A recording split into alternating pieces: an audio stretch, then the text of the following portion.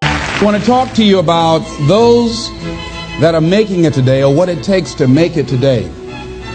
In a time of great uncertainty, in a time of change that's taking place around the world, in a time when people are feeling a great deal of anxiety and fear and reservations about the future, at a time when people are going to work and don't know whether or not they will have a job when they get off, and not necessarily because of their performance, but because of what's happening in the economy.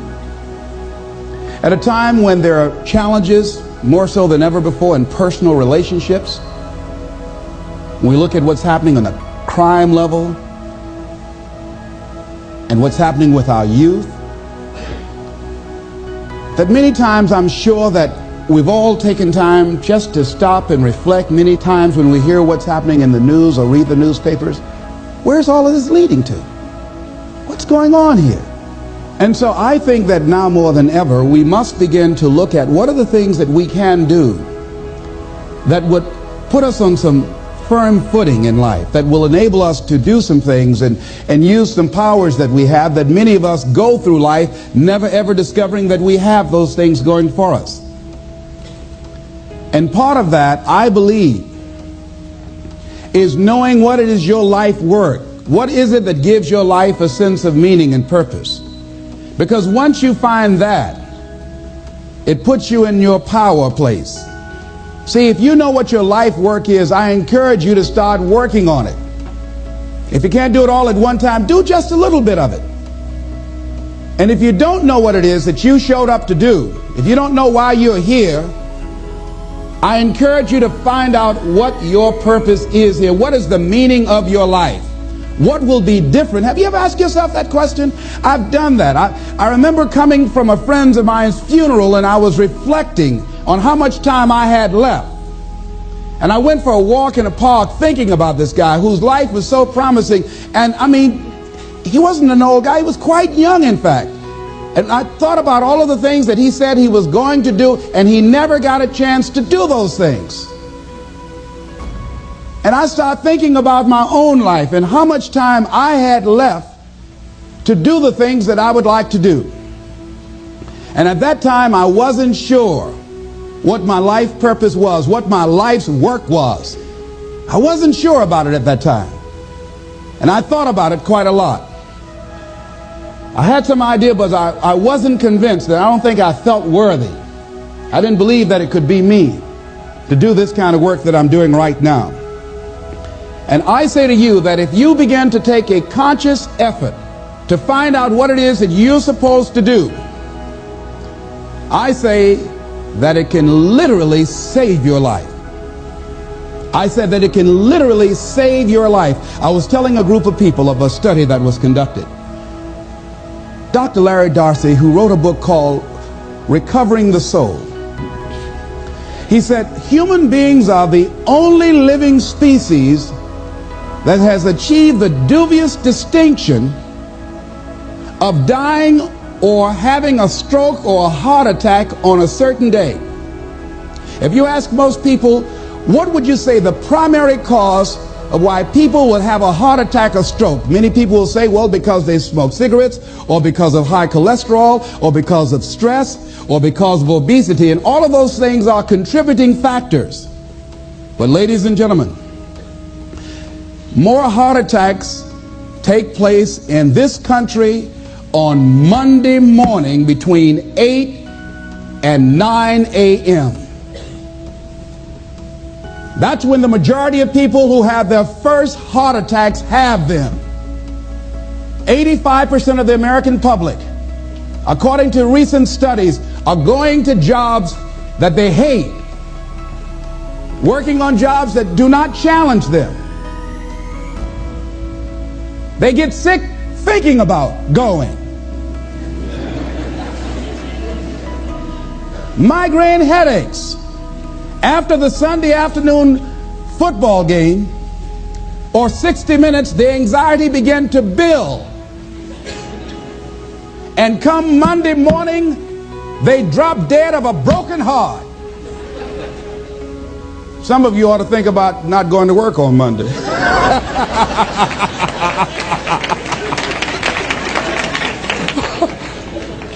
Think about that. People are literally dying to go to work.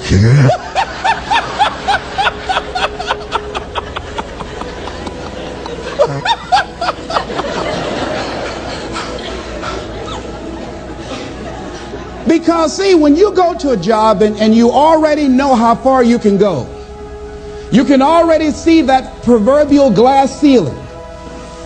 It's like going to a movie when you've gone in the middle of the movie and you've seen the end and you sit there to start all over again, but something is missing. You know what the outcome is going to be. You can't get excited about going through that movie all over again. Am I correct? See, when you're going someplace and you already know how much you're going to make, you already know how far you can go, you're in a dead-end position. It erodes your self-esteem. It lowers your sense of yourself. It creates an inner turmoil. It creates an emptiness in you. So I say that your life is worth finding what it is that you're supposed to do.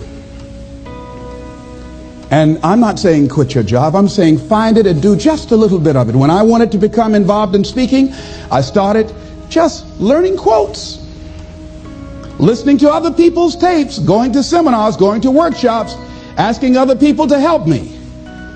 Just start working at it just a little bit, but do find out what your work is and hold on to it and don't let your dream go. Don't let it go. See, and here's something else I want you to begin to look at. Why is it that most people don't pursue their dreams or don't do better than what they're doing if they're capable of doing it?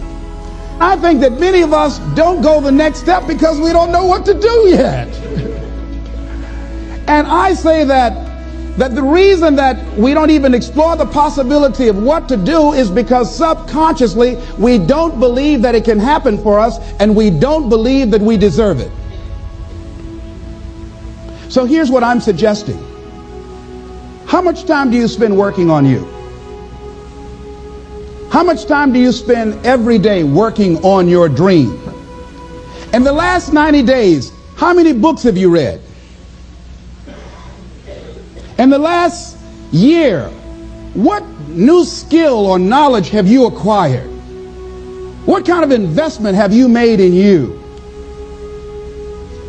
So I'm saying that as you begin to look at where you want to go, if you want to make it today, and things are changing so fast you have to literally run to stand still, I'm saying that you've got to make some conscious effort to begin to work to develop you. Here's something else. Most people are not living their dreams because of fear, ladies and gentlemen. I was in Columbus, Ohio yesterday speaking for a particular Ohio department. A young lady named Karen who greeted me, who organized the event. Very talented, very skillful. And she was talking about she wanted to become involved in the consulting business. I said, why aren't you doing it? I said, you have the abilities. I said, you're not here because they like you. You're here because you're doing the job. You're making things happen. And she came up with all kinds of ideas, but finally she said, I guess I can't see myself doing it. I guess I'm afraid. Fear, limited vision, and lack of self-esteem is what keep most people doing things they don't want to do. I flew from Columbus, Ohio to Denver, Colorado to a major communications company. And the person that picked me up at the airport told me about the fact that the company was planning on having a major downsizing. And they offered some of the employees there an early retirement, and some of them will earn as much as $300,000. And they said, this is the last time that you can take this offer. If you don't do it, when we have the downsizing, you might be among those who will lose their jobs, and all you will get is your severance pay. And only 50% of the people who were eligible to take the $300,000 took it. The others were afraid to take a chance on themselves.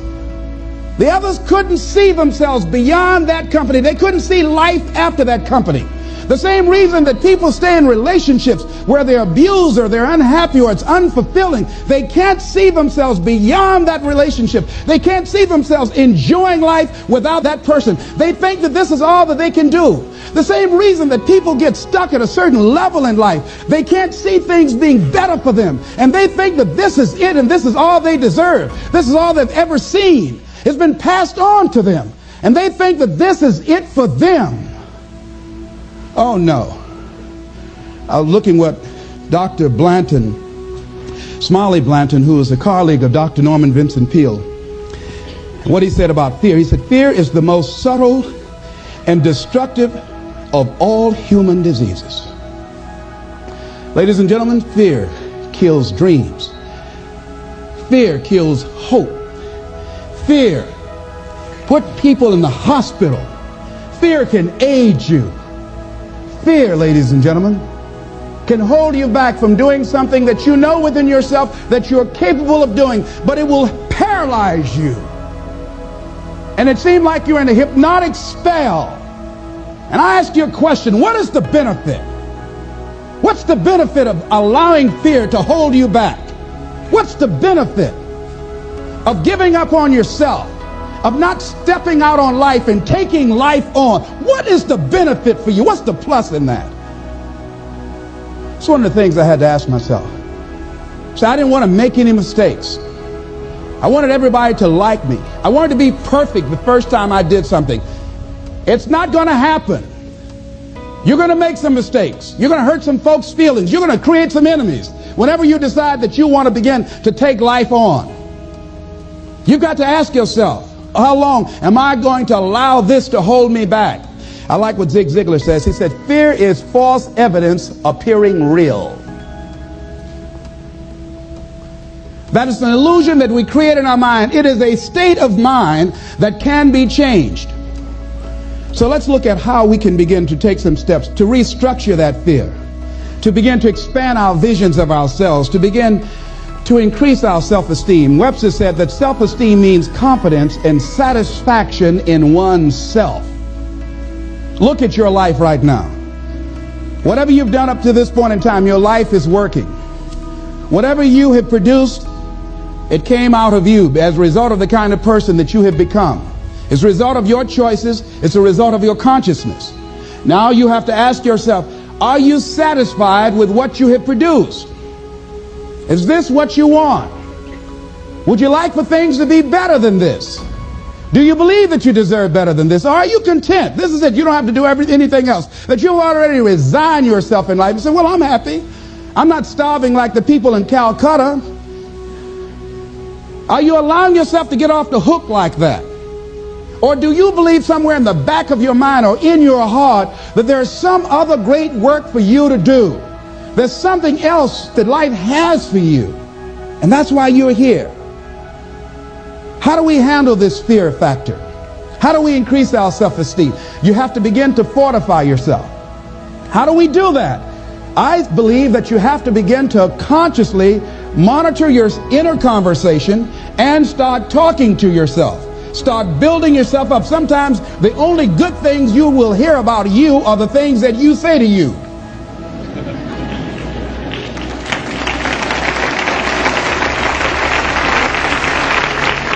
Young lady that was in the audience this afternoon said to me, I told myself yesterday for the first time, I'm proud of me. And she said, I felt good about that. So I'm saying, learn to be your own booster. Start building yourself up. Start encouraging yourself. Start saying, I can do this. I can make this happen. When I started thinking about becoming a speaker, I said, yes, I can do this. I can make this happen. When I start trying to convince myself I can be a businessman after flopping and failing and losing thousands of dollars and feeling stupid and dumb and having people take advantage of me because of what I didn't know, I had to talk to myself because people were saying to me that I was dumb. And somewhere in the back of my mind, I was saying, you're right. Look at what I've done. I had to say, no, Les. Hey, come on, man. Get yourself together. You can handle this. You just haven't figured it out yet. It's all right. This is your training period. This is the tuition you have to pay for what you don't know. You can do this. Other people have done it. It doesn't take an Einstein. Get you some people that can teach you some stuff that you don't know. Get you some people that have done it successfully and learn from them. Take some seminars, workshops, read some books on how to manage a business. Change the way you see yourself and begin to tend to the personal details. Understand that nobody's going to take care of your business better than you. And when I start changing that kind of mindset of beating myself up because of my mistakes and start looking at the possibility of my doing better, of my making the adjustment that would enable me to do what I want to do successfully, things begin to change. And I'm saying, stop beating up on yourself. You do it. I know you do it. I've done it. It's a natural inclination for us to put ourselves down. See, we are born negative, I think, in a negative consciousness because we live in a negative world. So you don't have to teach children to lie. They'll lie automatically.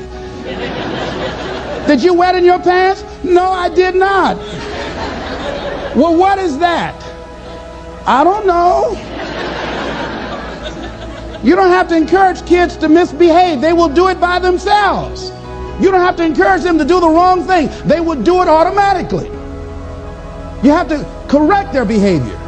So I'm saying that we have to work through the challenges of life in learning how to begin to work to fortify ourselves. Repeat after me, please. I can live my dream. I can find my purpose in life. And live my purpose. I deserve more from myself. I deserve more from life. Shake somebody's hand on your right and left and say, you deserve more from life too.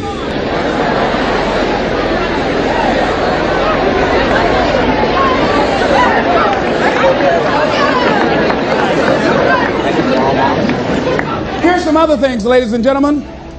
Begin to guard your mind against negative programming, like turn off the television. Don't watch the news. Don't watch it.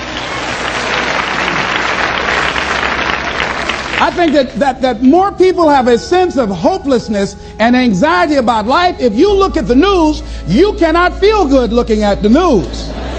You'll be scared to death. You're scared to go to sleep. I mean, it turns your power down. You've got to be conscious of that. Don't pick up the newspaper and read it. No. Just try this. Just experiment with yourself. Now, if your job depends upon you knowing certain things, let somebody tell you just about those things. But start filtering the stuff you allow to come in your mind.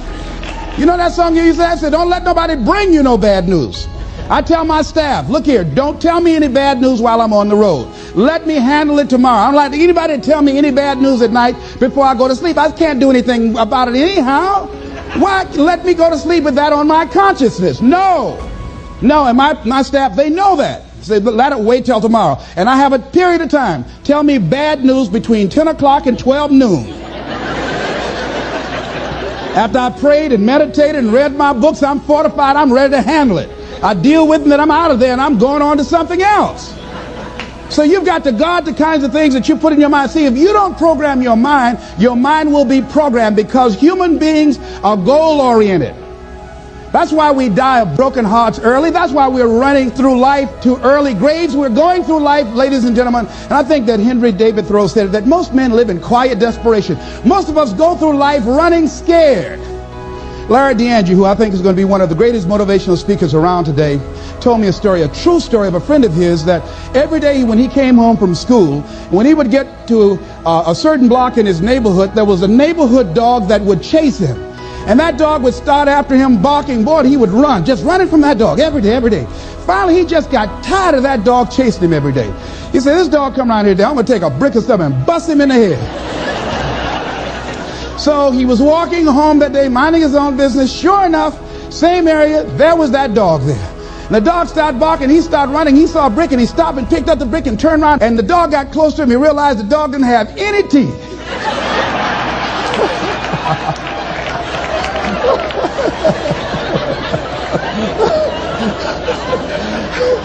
He said he put the brick down and said, get on out my way. And ladies and gentlemen, all our lives, many of us go through life running from things that ain't got no teeth to do us any harm.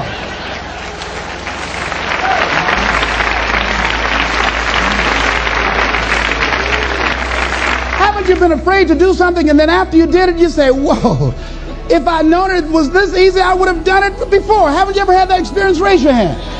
Absolutely. So we created this in our minds, false evidence appearing real. We made it real in our minds. That's why Churchill said there's nothing to fear but fear itself. That's the destructive monster. So turn off things that can contribute to your fear. Turn a deaf ear to people that all they can do is talk about how negative things are because they have bought into the consciousness of the world.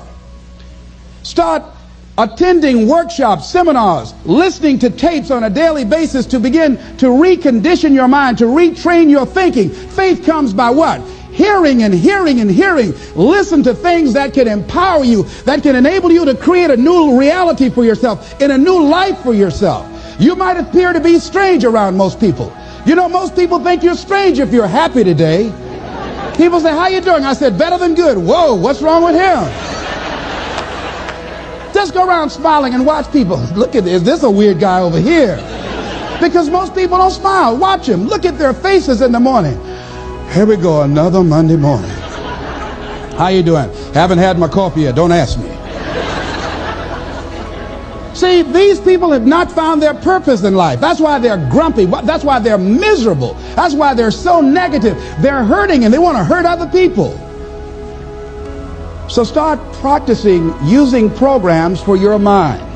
Seminars, books, workshops. Keep a journal. Record your thoughts. What's happening with you? Every day when you get up, have a journal near you. I use a Jack Boland journal so that I can write down my ideas. I keep it by my bed so I can write down my thoughts. See, ladies and gentlemen, we get 3 to 4 thoughts a year that if we would act on those thoughts, they could change our life. Don't say, well, I'll remember that. No, write that thought down. I got a thought today I wrote down. A friend of mine is in the hospital. His morale is low. They're talking about amputating his foot. He's got to feel very bad. So I said, you know, I'm not only am I going to see him, but I can't be there with him all the time. I said, I'm going to create a tape for him that he can listen to that will heighten his level of morale. We told him the other night, don't go to surgery. You are depressed. Your energy level is down. No, tell him not now. Don't do it now. In fact, most doctors who have any sense of awareness don't perform surgery on patients that are in a state of fear, that don't think they will make it. They wait till they're in a different state of mind. So I said, what about making tapes for people that are facing physical challenges? I said, that's a good idea. All right?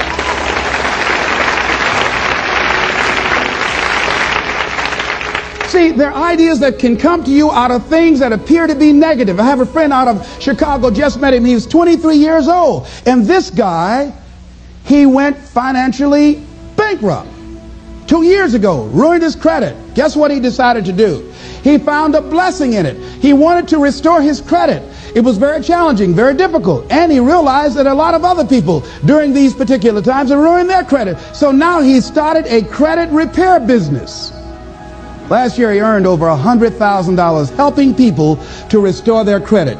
I met a young lady who attends this church, that she was at her father's funeral and she was putting flowers on her father's grave, and she looked around and saw the other grave sites. They did not look well groomed and they were not attended to on a regular basis. She started a grave site maintenance business. Out of that tragedy, something positive has come out of it. And now she's earning more money doing that than on her present job. What idea are you sitting on? Write your ideas down. And then, once you get that idea, take the leap. Hello? Take the leap. See, a lot of people get the ideas and just walk around with them. Have you ever had an idea and all of a sudden you looked around and somebody had that idea and gone with it? Think you're going to be going with my hospital idea. Forget that, buddy. We will be out there together, Jack. Take the leap. See, it's out here in the universe. If you don't take the plunge, I guarantee you, somebody else will. Take the plunge. Go into action. And ladies and gentlemen, you will be surprised at how things will come together. You'll be surprised. Now, you're going to have some difficult challenges. I can tell you that now. Be aware of that. Things are not going to work out exactly right. For a time they will, sometimes. And that's when life is just playing a game with you. I want you to feel good and relax. And then after a while, say, okay, the honeymoon's over now. And then life will come over there and slap you side the head. Say, what you doing out here? Well, this is my dream life. Is that right? Come over here a minute. Oh, you went to the seminar, huh? Come here. I can tell you that. But ladies and gentlemen, go into action with your dream. And don't avoid where the fights are. Get in the midst of the fight. And get some hickeys on your head. Get knocked down so you can learn how to fight, so you can hold your position. See, most people don't get out in the arena of life because they don't want to fight. Most people don't get out there because they don't want to get knocked down. They don't want to be dropped to their knees. But see, you're going to be dropped whether you're on the field or whether or not you're sitting on the sidelines. You're going to be dropped. So at least get dropped for something. Don't get knocked down while you're sitting down. See, that's how most people are spectators in life. You don't want to be a spectator. You want to get out in the field where the action is, and you will be amazed. After the struggle, there will be a calm period, and things will begin to click for you. Come out here with what you got. You don't have enough money? Don't worry about it. You got the dream. You got the idea. You don't have enough resources? Don't worry about it. You need some help? Don't worry about it. You get out here in the arena, someone will look at you and become inspired and say, hey, can I help you? But if you're sitting up on the bleachers, nobody's going to ask you anything. You've got to get into the flow of action. Frances Harth called me from Chicago. She had been sitting on an idea of a show that she wanted to produce for 10 years called Mind-Body Connection. So someone saw me speaking in Chicago at a sorority convention and said, I saw a guy that perhaps can host this show for you who has energy and charisma. She called me. She was so fired up. I said, listen, on the day that you want to do that, I'm speaking in Chicago. I can do it for you. And I said, by the way, I met somebody 2 weeks ago in Baltimore who has an idea of the same type of show, and she's doing it on radio. Why don't you call her? And then she called me back. Who else would you suggest? I said, well, I know Deepak Chopra. He wrote the book called Quantum Healing, and Bernie Siegel. Could you get his number? I tell you what, I have a friend named Jack Boland at the Church of the Day. He knows how to get in touch with him. Call him, and he will give you the number so you can get in touch with Bernie Siegel. That lady started calling all around. Did not have the resources, but she had this idea and dream. And she said the other night when she came before the audience that had gathered in the studio, she said, I feel like I've been pregnant for 10 years. And tonight you're going to witness a beautiful delivery. And it was. She said, I couldn't believe, Les, how things began to happen, how it all began to come together. And how many of you ever started on some dream and you didn't have all your stuff together, but you just went out there with nothing but faith, and things begin to happen for you? Raise your hand if you know what I'm talking about. Ladies and gentlemen, those hands up there, it's proof. The proof is in the pudding. These people have demonstrated it. And if they can do it, you can do it. You can do it.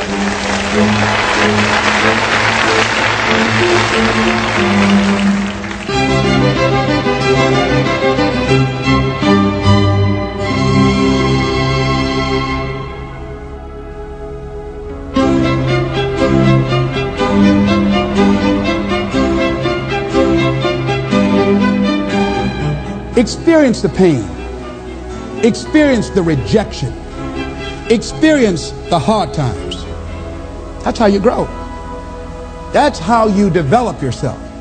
That's how you begin to appreciate what you get. When you're working on a dream, at some point in time, a transition takes place. And the transition is what you are becoming in pursuit of the dream. Because even if you don't get the dream, you become such a strong and powerful person. It will so change your life. You can look at something else and say, well, I think I'll go do this then. Because you have now developed yourself in such confidence and such competence in how to deal in the arena of life that you can move into another area and not miss a beat. Once you begin to discover who you are, then you really realize how you have been given authority and dominion over everything on the face of the earth, including all the dimensions of your life. But you can only do that through the struggle of life. And most people avoid the struggle. Most people go through life avoiding pain. And when you go through life like that, something in you dies. Something in you that you never activate is lying dormant in there, that you never get a chance to call on because you have not challenged yourself. Somebody said, the land of familiarity belongs to the dead. That most people like to feel like they're a king in the area of their comfort zone. They only want to do those things that they know how to do well. Osborne said, unless you attempt to do something beyond that which you've already mastered, you will never grow. So if you want to begin to grow, you've got to put something out here that you can't reach easily, that has got to make you stretch, got to make you jump for it, got to make you get back a little bit and dig in so that you can take a leap for it. And maybe you jump up there and you miss it and you skin your knees and you come back again and you bust your lip next time. But you keep on, and through that process, you learn how to leap higher. You start challenging yourself to dig deeper, and then you discover some things about you that you don't know right now. Some talents that you have in you that you didn't know that you can do. I started out just talking to kids, and now I'm speaking at corporations. Now I'm traveling. I didn't know I can do this, but had I not given myself a chance, and I'm saying to you, give yourself a chance. Here's something else. If you want to begin to make your stuff happen for you, I think that it's very important that you start trusting yourself. Listen to yourself. Listen to that still small voice within you. Don't try and make everything logical. There are some things about life that defies logic, that you just can't explain how the outcome is going to be. I think that's why Paul said you've got to learn how to walk by faith and not by sight. That once you begin to trust yourself and your ideas and your instincts, life takes on a whole new meaning, because now I want you to do that feeling that you are led. Just feel, I am led. I remember the worst speech I had ever given in my life. I let someone exploit a fear that I had. For years I had a tremendous inferiority complex because I'm not college educated. And this person knew this. And she said, let me write this speech for you. You're going to speak at Ohio State University. Those people are very educated there. And they're going to know when you make grammatical errors, and they're going to know because of the substance of your speech that you are not literate. I care about you. I don't want you to embarrass yourself. So this person proceeded to write a speech for me. I had a speech in my mind, but this person was stronger than I was negatively than I was positive about my own thoughts. And I gave my power away. With my permission, I allowed this person to guide me to do something that I really didn't want to do. But I didn't feel enough inner strength and conviction about my skills as a speaker and the message that I had to bring to stick by my guns. And I got up there at the Ohio Union, and I read this straight speech and did not move and did not take my eyes off the page, because I'm not accustomed to reading. And after I finished, some people gave me a standing ovation because I read it extremely well, and I was very tense and I was very nervous. But Boo was with me, and we've been together since second grade. And I didn't want to go on the side of the room where he was. I saw the look in his eyes. And another friend of mine by the name of Mike Williams, and I knew what they were going to say. And they had the look on their face like, what happened to you? And so I didn't go over there. I went over here where I could get some compliments. And these people were saying, you were very good. Oh, thank you very much. I wanted to be fortified before I got this whooping. So finally we were going to the car, and we got in the car, and Boo was trying to be as tactful as he could. And then he just said, that was the worst speech you have ever given. I said, oh, Boo, I know. Why did you read the speech? What happened to your spontaneity? You've always been an extemporaneous speaker. Les, why did you do that when she told me that they wouldn't accept what I said? Les, let them take you as you are. I gave my power away.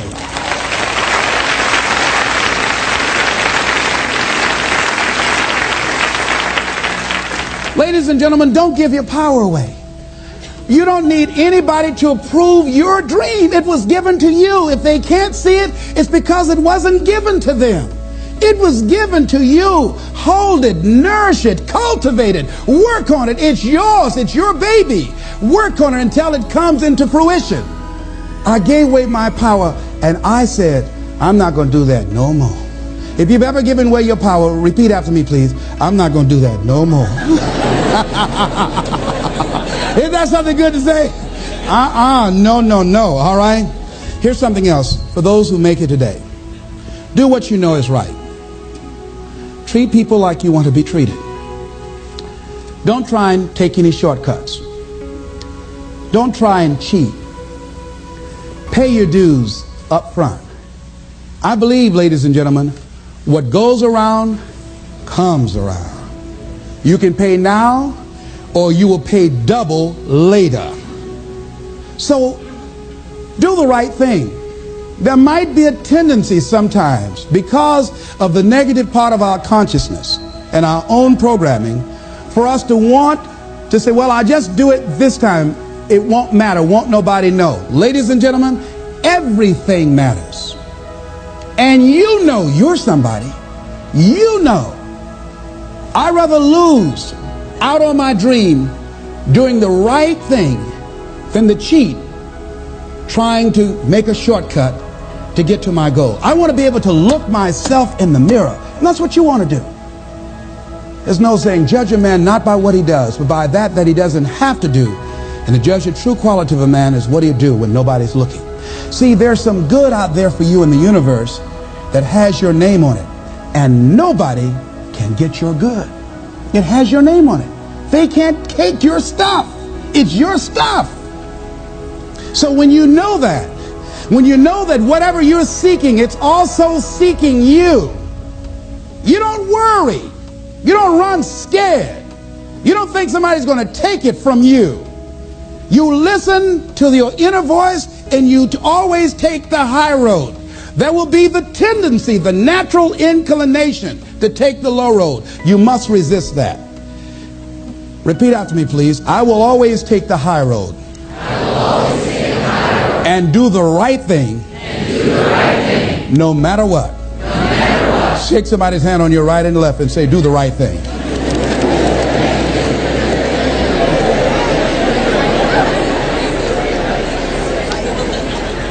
Here's something else I encourage you to do if you want to make it today. Keep your agreements. Keep your agreements that you make. And establish a network of people who will also do that. Establish a network of people in your life that you can count on, that will be there for you when you need them, and you be there for them. And test them sometimes. Find out how many flaky people you've got in your life. Ask them to meet you someplace and say, this is very important for me. Will you be there for me? I need you. And whoever shows up, write their name down. Those that don't show up, draw a line through their name. And when they call you, make sure you're not available for them. Are you busy? No.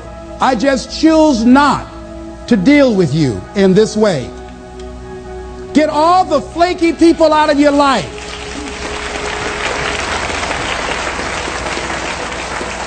I asked a friend of mine today about a mutual friend. I said, have you talked to him? She said, no. I said, why? He's so negative. I had to cut him out of my life.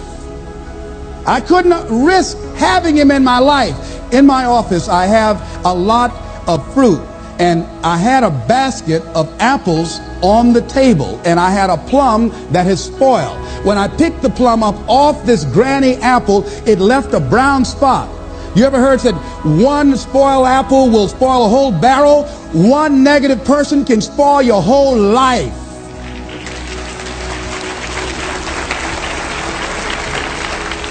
Leave the flakes alone. People that are seriously not serious. And if you're surrounded by flakes, that tells you who you are.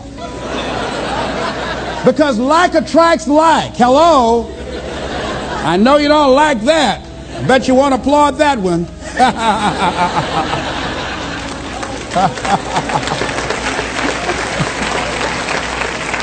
You applaud for them, huh? Here's the other thing is you're working on your dream. A lot of people have been calling me saying, hey, man, I read about you in Ebony. Boy, you're lucky. Ladies and gentlemen, let me tell you something. Here's something else. 3 P's to have in your life. In working on your dream and doing your life work, you must be patient, persistent, and positive no matter what. I called John H. Johnson for 2.5 years to get in that magazine. The first time I called him, he wouldn't talk to me. Then I was persistent, trying to find out who knew him that could invite me there to meet him or have the opportunity to speak so that he could hear me. And I met a guy who worked for him. And I said, hey, I'd like to speak for you guys free. I just want to know, will he be in the audience? They said, yes, good. I spoke and I tried to tear the microphone up. And he said after I finished, hey, young man, you're quite impressive. I'm going to have my staff do an article on you. I said, thank you, Mr. Johnson. And I sent him information on me, Federal Express. And it didn't happen. Waited for a month and it didn't happen. Waited for 2 months. It didn't happen. I started calling every month. Hello, how are you? May I speak to Mr. Johnson? I'm sorry, he's not available. Tell him Les Brown calling. I just want to say thank you very much for the article when he puts it in. I kept on doing it, kept on calling, sending new articles, sending new information on me, kept on upgrading the information on me, sending him thank you letters. Thank you, Mr. Johnson. I was always positive. I could have gotten negative saying, where did you lie to me? Why you don't tell me you're going to put me in the magazine and you didn't do it? I could have got an attitude. Be positive no matter what. Because when you are negative, ladies and gentlemen, you're sending out negative energy and you're blocking your good. So don't send out any negative energy. Don't take it personal. I didn't care what he thought of me or the staff, that I was a nuisance to them. They get paid to deal with people like me.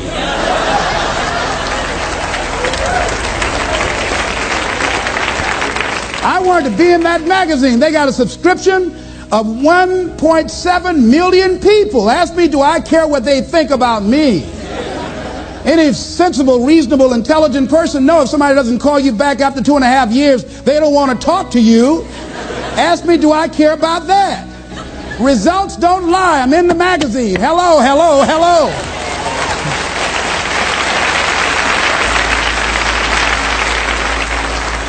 See, a lot of people have an idea or a dream and they give up on it. No, don't do that. Work your dream until it gets hot. See, most things don't happen as soon as we think they should happen.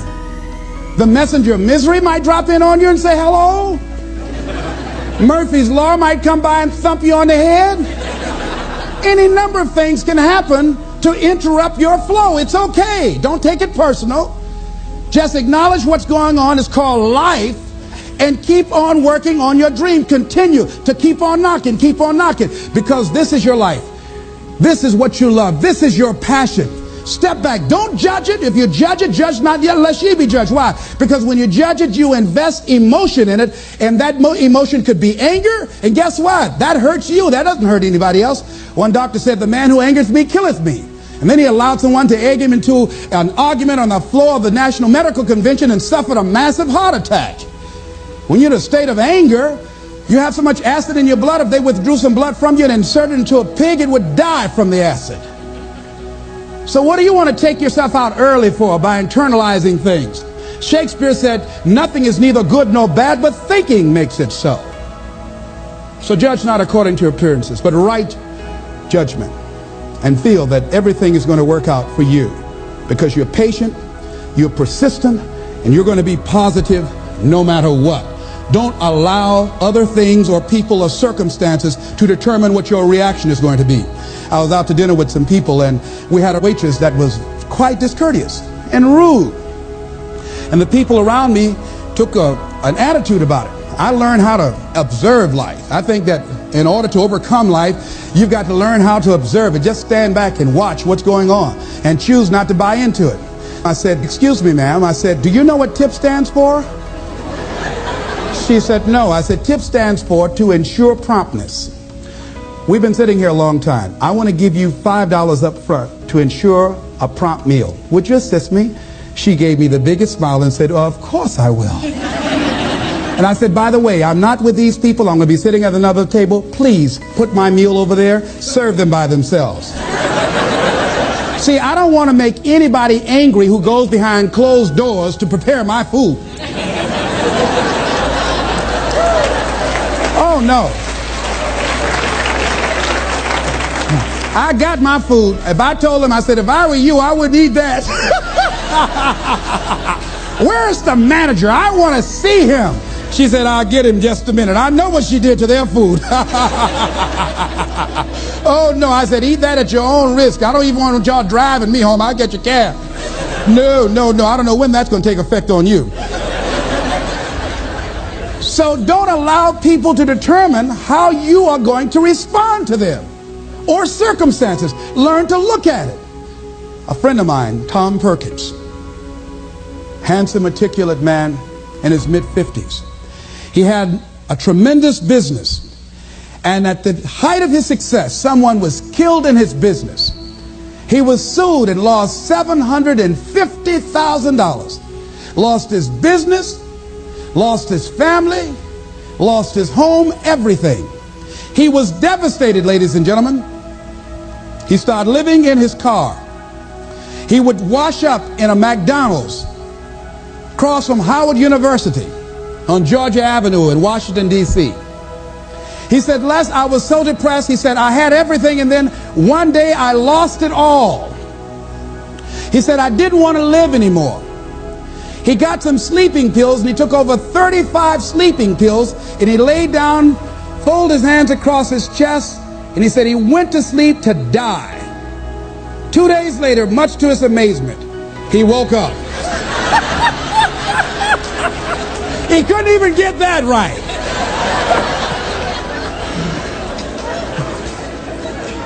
I said, what happened then, Tom? He said, an incredible thing happened. He said he was laying there for a moment.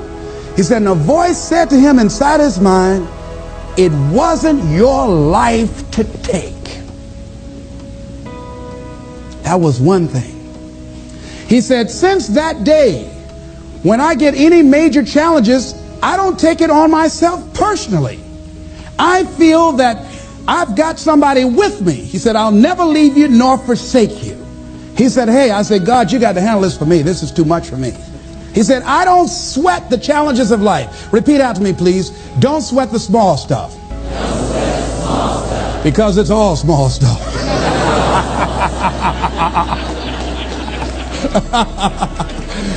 See, whatever you're worried about, if someone call you right now and say, listen, you got 2 days to live, I'm telling you, you won't be worried about your bills, ladies and gentlemen.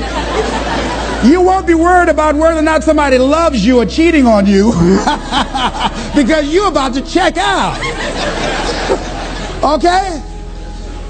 So put things in perspective. Here's something else Tommy said that I think is important.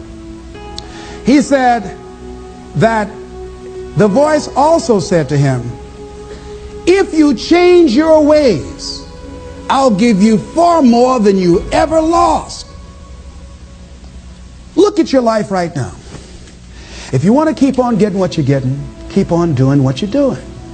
You've got to be willing to change your ways. Your life is working. If you don't like what you have produced, you're a director, you are the star, you wrote this script. You produced this, whatever it is. If it's a hit, you produced it. If it's a flop, you produced it. Take ownership of it and decide to go back to the drawing board and rewrite the script that you are the star of. You have the power to do that. On this day, you can declare that I'm going to change. As you look back on your life, you can decide that I don't like what I produced here, and I want higher ground. I want to begin to experience more love. I want to have more adventure in my life. I want something that gives my life a sense of meaning. Ladies and gentlemen, I've been selected to head up a program called Project Life in Chicago, training thousands of kids. And I had the experience, we had our second session this past Monday.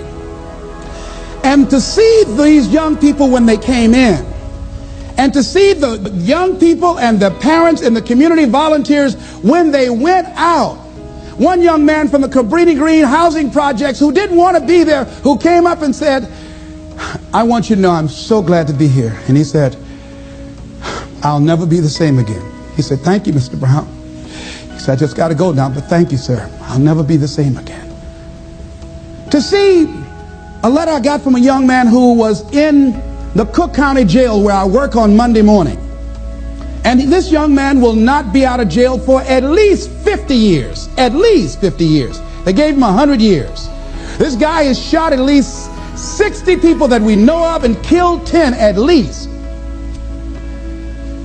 And this letter he wrote, he said, since listening to your tapes, he said, I have not changed, but I feel a different person in me. Over 70% of these young men are in there for murder. We wanted to have a two-pronged attack where we would train people on the outside and train those that are in the jails, because I believe if you cage them like animals and treat them like animals and they're out on the streets every 22 months, they're going to get out and act like animals and go back in like animals.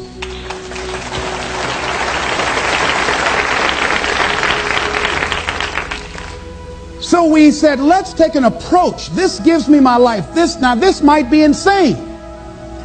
But I felt so good. I believe, ladies and gentlemen, if we can accept the possibility of that this is the decade of consciousness.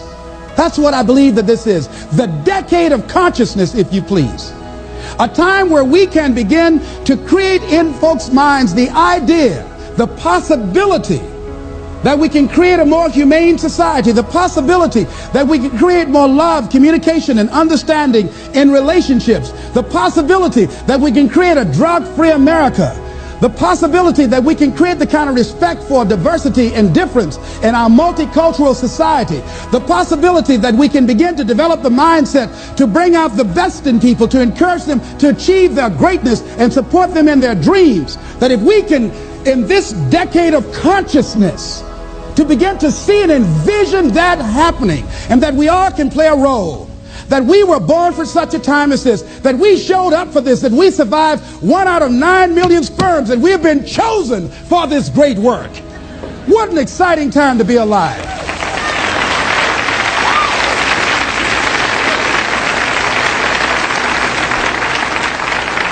Here's something else to recognize. Wherever you are on the ladder of life, and I was reading in Dr. Norman Vincent Peale's latest book called The Power of Positive Living, which I think is his greatest work. And he has something in there, a section called Comeback Power. Wherever you are in life, ladies and gentlemen, you've got comeback power. I don't care how low you are. I don't care what you have done. I don't care what you have experienced. I don't care how devastated your life might appear to be, the shambles it might be in. There's a power in you that can enable you to be stronger and better than anything that's out here. One man who came to the training, he was not a kid.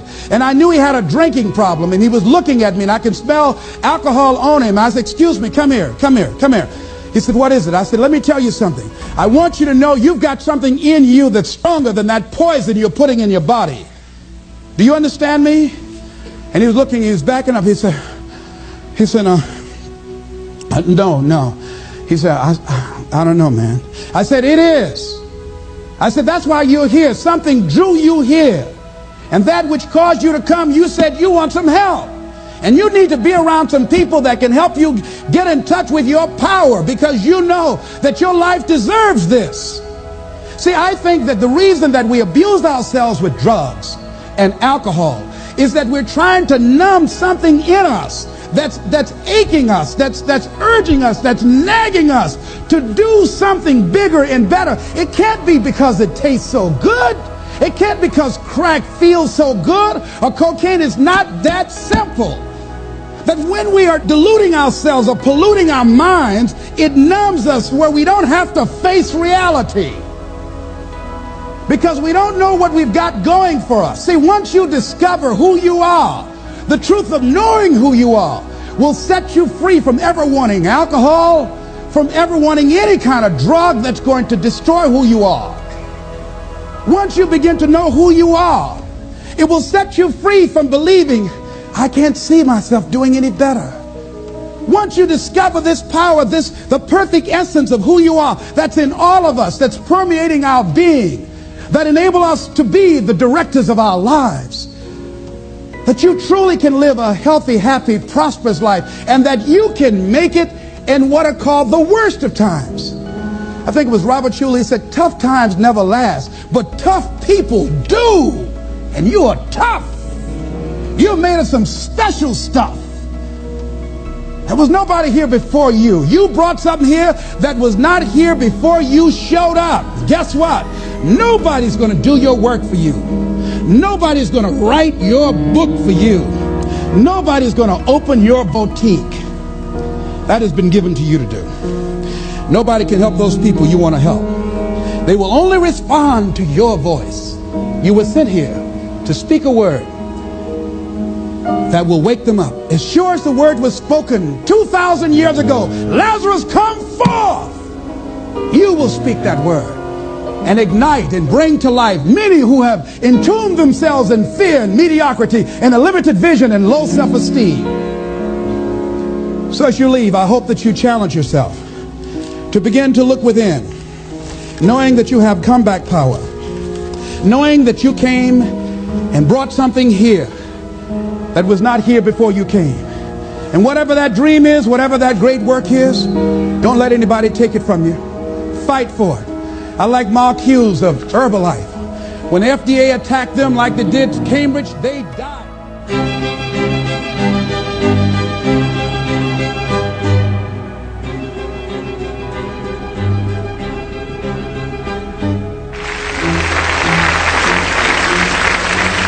Repeat after me, please. When you're hot, you're hot. And when you're not, you're not. Shake somebody's hand on your right and left and say, I'm hot this evening. Look out.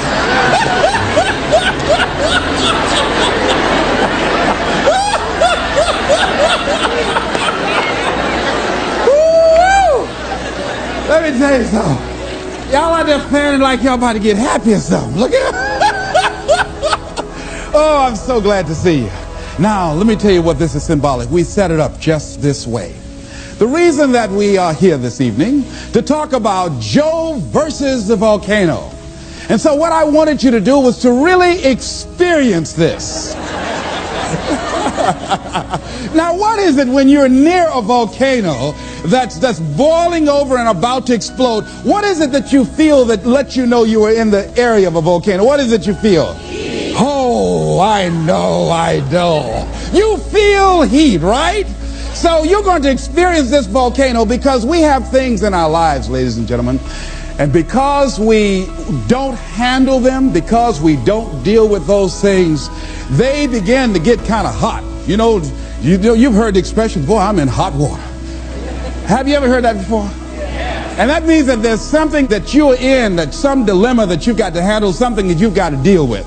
So let's begin to look at this guy called Joe versus the volcano, and let's see what's in it for us. I took the liberty of changing some things to enable them to be symbolic for us. And Tom Hanks plays this role, and for those of you that have not seen the movie, it's about a guy who was going to work every day. It was very depressing. I mean, when you see it, I mean, the photography is very dingy looking and gray and very dim lighting, and the people are going in looking drab, doing the same old thing every day in the same old way. Some of you work with people like that. There are faces that you wish you never ever saw. Am I right? I mean, if you never saw them again, it would be too soon. Am I right? I'm going right. All right. So this is what was going on. This guy was going into this job where it was a dead-end job. He wasn't happy. He was miserable. And many of us can identify with that. He knew that he was capable of doing more, but he had really given up on himself. He had really sold himself out. Yeah, some of us have done that. He made a trade-off. For whatever reason, he decided to do this. That's why we can identify with him. And the volcano is symbolic of the challenges that we invariably face in life, of the problems that many of us run away from handling. And he had to handle this. And how did he come in contact with this volcano? Well, what happened was he was going to this doctor constantly. He was a hypochondriac because he wasn't living his purpose. His dream had not found his life work. He would create illnesses for himself. And so what happened in the process, this doctor decided, he set him up really. See, when you're not living your goal, you go through life living like a victim. People can set you up for anything. They can run any kind of game on you and you go for it. I had a saying when I was in radio, stand up for what you believe in because you can fall for anything. Well, Joe didn't believe in very much, including himself and his dreams, see? So he was very vulnerable. And so Joe was set up by this doctor. This doctor told him that he had a rare disease and he had 6 months to live. This disease was called a brain cloud. Oh, Kadumbo Joe went for it. He believed it. But you know something? It changed his life. It changed his life. And so he was told, look here, you don't have long to live anyhow. The guy said, why don't you do this? I'm going to give you all my credit cards, and this way you can live like a king, and there's something I want you to do. There was a catch. There's a volcano on an island that's about to erupt. And unless somebody jumps in that volcano, sacrifice their life, these people on this island will perish. Well, your life isn't worth much if you don't have that long anyhow. So why don't you take my credit cards, all my American Express, MasterCharge, take all of them, go live like a king, and die like a man. And Joe said, okay. What did he have to lose? He was going to die anyhow. And his life didn't have any meaning and value to him as it was. So this was no big sacrifice on Joe's behalf. Now that says something about us, people, human beings. That when you have not structured your life so that it can have some meaning and value for you, that you'll be willing to throw your life away into anything. See, the volcano could be alcohol. It could be drugs. It could be a job that does not meet who you are. That you go through life, you're doing it so long, you're operating in this and you're acting out that role of mediocrity for so long, you think it's you. It could be a relationship that's no longer giving you what you want and creating dis-ease in your body. It could be any kind of circumstance, like in his work environment. It was toxic. It wasn't good for him. But he didn't have the guts to do anything about it, to act on it. So therefore, it was making him miserable. And as a result, he couldn't see the beauty of life. In fact, in the movie, see, they had in the concrete, there was a daisy growing up through the concrete. But people were so caught up in the depression and the gloominess of life, they couldn't even see the daisy when somebody just stepped on it one day. They couldn't see the beauty in life. See, that's what can happen to you in life, that you can get so caught up in the misery of it and the pain and the sickness and the depression and playing a victim and blaming everybody and everything rather than taking responsibility. It will blind you from seeing the stuff out there that's really beautiful. That's what Henry David Thoreau meant when he said that most people go through life in quiet desperation. They're miserable. I have friends been married for years, live in 2 different rooms. Why would you live like that? I mean, miserable, don't even talk to each other, grumble. I think that was supposed to mean good morning. Miserable, just making each other miserable. Why live like that? People go to work like that. I said, why even sure? I used to work with a guy like that. You couldn't say good morning to him before 9 o'clock. He'd look around and say, does he know me? Anybody know me? No, you don't talk to me before 9 o'clock. I don't play that, all right? I mean, there are people like, how many ever work with people that are just grumps? Raise your hand. Just miserable. Why show up? Come in complaining every day. The best day on the job is when they're absent. Am I right? So this is where Joe was. So this doctor told Joe, hey man, you're going to die with this brain cloud. And you know something? All of Joe's other illnesses left. Joe decided to live. Joe decided to live his life. Now that is interesting. A psychiatrist did a study and he was talking about how his patients reacted when they got information that they were going to die immediately. He said that many of these patients that had gone through years of therapy that should have been making decisions about their careers or about their marriage or about their circumstances, and somehow or another they were stuck and didn't have the personal power or the wherewithal or the willpower to act in their own best interest. But when they were told, listen, you've got 3 months to live, or you got 6 months to live, all of a sudden these people who were initially victims or powerless, all of a sudden they started acting in their own best interest. They started living their lives.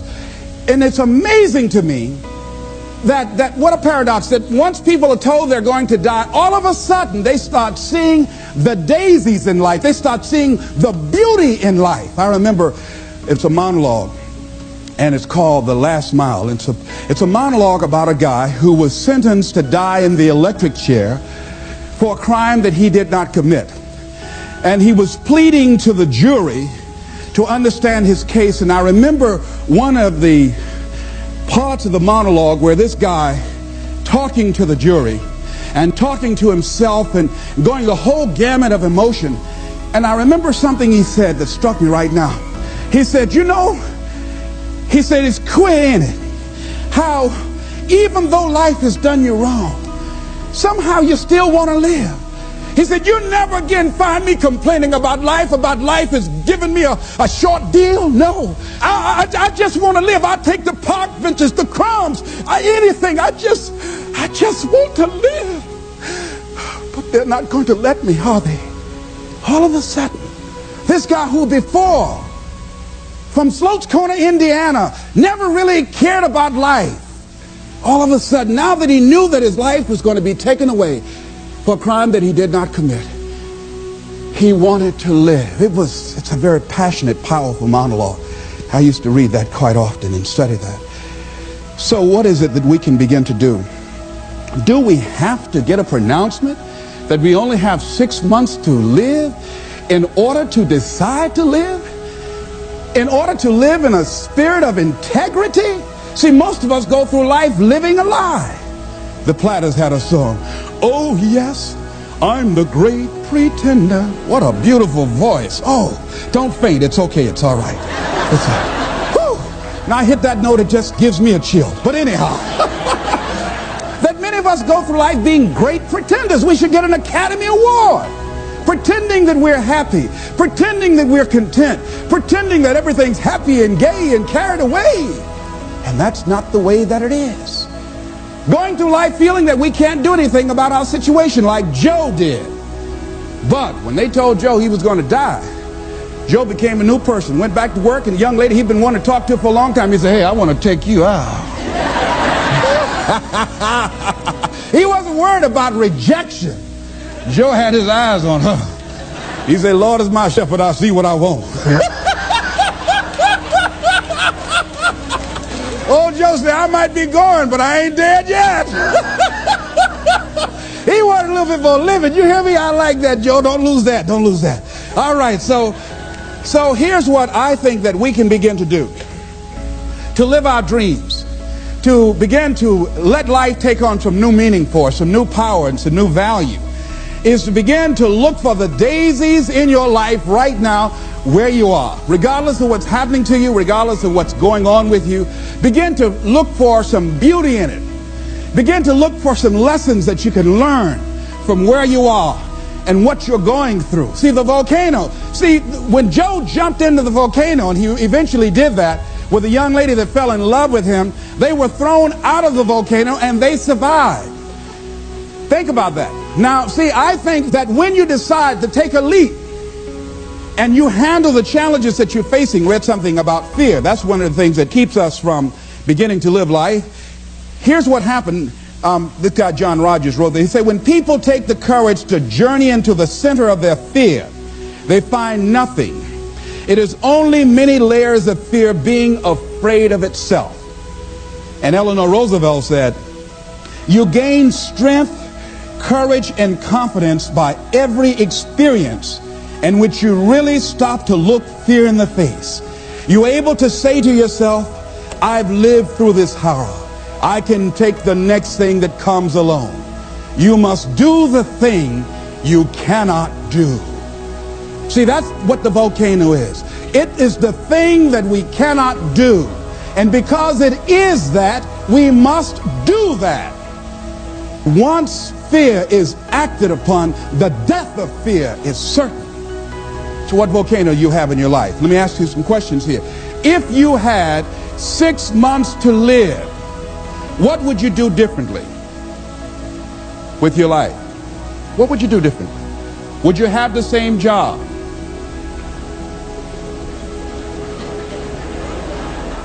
Would you be worried about things that you're worried about right now? Would you have the same relationships? Would you have the same people in your life? I was sitting on the House of the Ohio legislative floor. I'd just been elected for the third time as the chairman of the Human Resource Committee, powerful, prestigious position, and I was reading a book on how to manage your time in your life, and it talked about what are your long-range goals 2 to 3 years from now, what are your short-range goals, 6 months goals, and then it said, if you had 3 months to live, what would you spend your time doing? So I wrote down I would spend my time, one thing, I would resign from the legislature, I would go back to Miami, and I would buy my mother a home, something I'd promised myself that I was going to do, and I'd continued to procrastinate and put all kind of reasons why I couldn't do it. And, you know, I wanted to make sure that she was financially secure, my children would be financially secure, and I would do lectures, and I would go around talking to people and working with kids. That's what I said I would do. Then it turned to the next page, and it said, for all you know, you don't have 3 months to live. You might die today. So whatever you wrote on the last page, you want to spend as much of your time doing that today. So I looked at Mr. Vern Rife, the Speaker of the Ohio Legislature, and I said to the guy on my right, State Representative Mike Stenziano out of the Ohio State District, I said, Stenzi, 25 years from now, who would care what legislation we passed? He said, nobody would care 1 year from now. Now here's what was happening with me. I came to the Ohio legislature with great expectations. There are things I wanted to do. I wanted to make a change in society. I wanted to make an impact. But I was just disillusioned after being there for a while. I introduced some legislation that I'd worked months to get this legislation passed, got it out of subcommittee, voted to the major committee, and then went from there to the reference committee, and then they introduced it on the Ohio legislative floor. And this legislation was designed to provide protection for senior citizens and poor people who bought money orders. People buy money orders thinking that it's cash. But what they did not know, that there's no bond or insurance security in the event that the money order company files bankruptcy. And so this company filed bankruptcy and just left a lot of people just holding worthless paper. So I wanted to introduce some legislation so that senior citizens would not be victims of this anymore. After months of hard work, after introducing the bill and having the votes lined up, guy raised his hand, Mr. Speaker. Mr. Rife said yes. He said, I'd like to introduce an amendment for Mr. Brown's bill. He said, we will hear the amendment. He said, I'd like to amend it and change the word shall to may. I said, excuse me, Mr. Speaker, may I speak, please? Yes. I said, ladies and gentlemen of the Ohio legislature, this legislation is not something we wanted to make it optional to provide protection for Ohioans and senior citizens. We want to make it mandatory. And then this guy said, no, Mr. Speaker, I just think that he's taking it a little too far. This is an honorable gesture on behalf of the state, but he's taking it too far. Let's make it optional and leave it up to the goodwill of these money order companies to provide for the protection. Let's have the vote. And they had the votes, and I lost. And I said, oh, wait, this is not why I came here. And then all of a sudden, this job that at one point had meaning to me and value, it no longer had that for me. And all of us have had some experiences where you went to a job and you were excited about that job. Boy, it had so much promise, and then you got there, so much you wanted to do. You thought it was an opportunity for upward mobility and growth and development and expansion. And all of a sudden, after you got there, you found out it was nothing but a glorified cubbyhole. Old grave with no dirt on it. So it became very depressing going to work. And so that's what happened to this guy, Joe. And a lot of us have done that before. I used to get my headache start throbbing on Sunday afternoon after the Sunday afternoon football game, a basketball game. I just hated to go to work. Some days I just drive by just for nothing, just drive on by. I came back, though. I came back. Because I had bills. I came back, you know. Many of us stay in relationships like that. I had a friend talking to. She said she was so miserable in her marriage that one day she went home. I said, when did you get your divorce number? She said, I went home, put the key in the door, and she said, I couldn't go in. She said, I was so depressed, had so much pain in my body. She said, I couldn't just walk in. She said, I dropped to my knees. She said, I had to crawl in. I had to crawl in the house because I just couldn't. She said, I knew then I had to get a divorce. So that what happened to Joe. And Joe decided to act on that. So what can we do? Well, here's what we can do.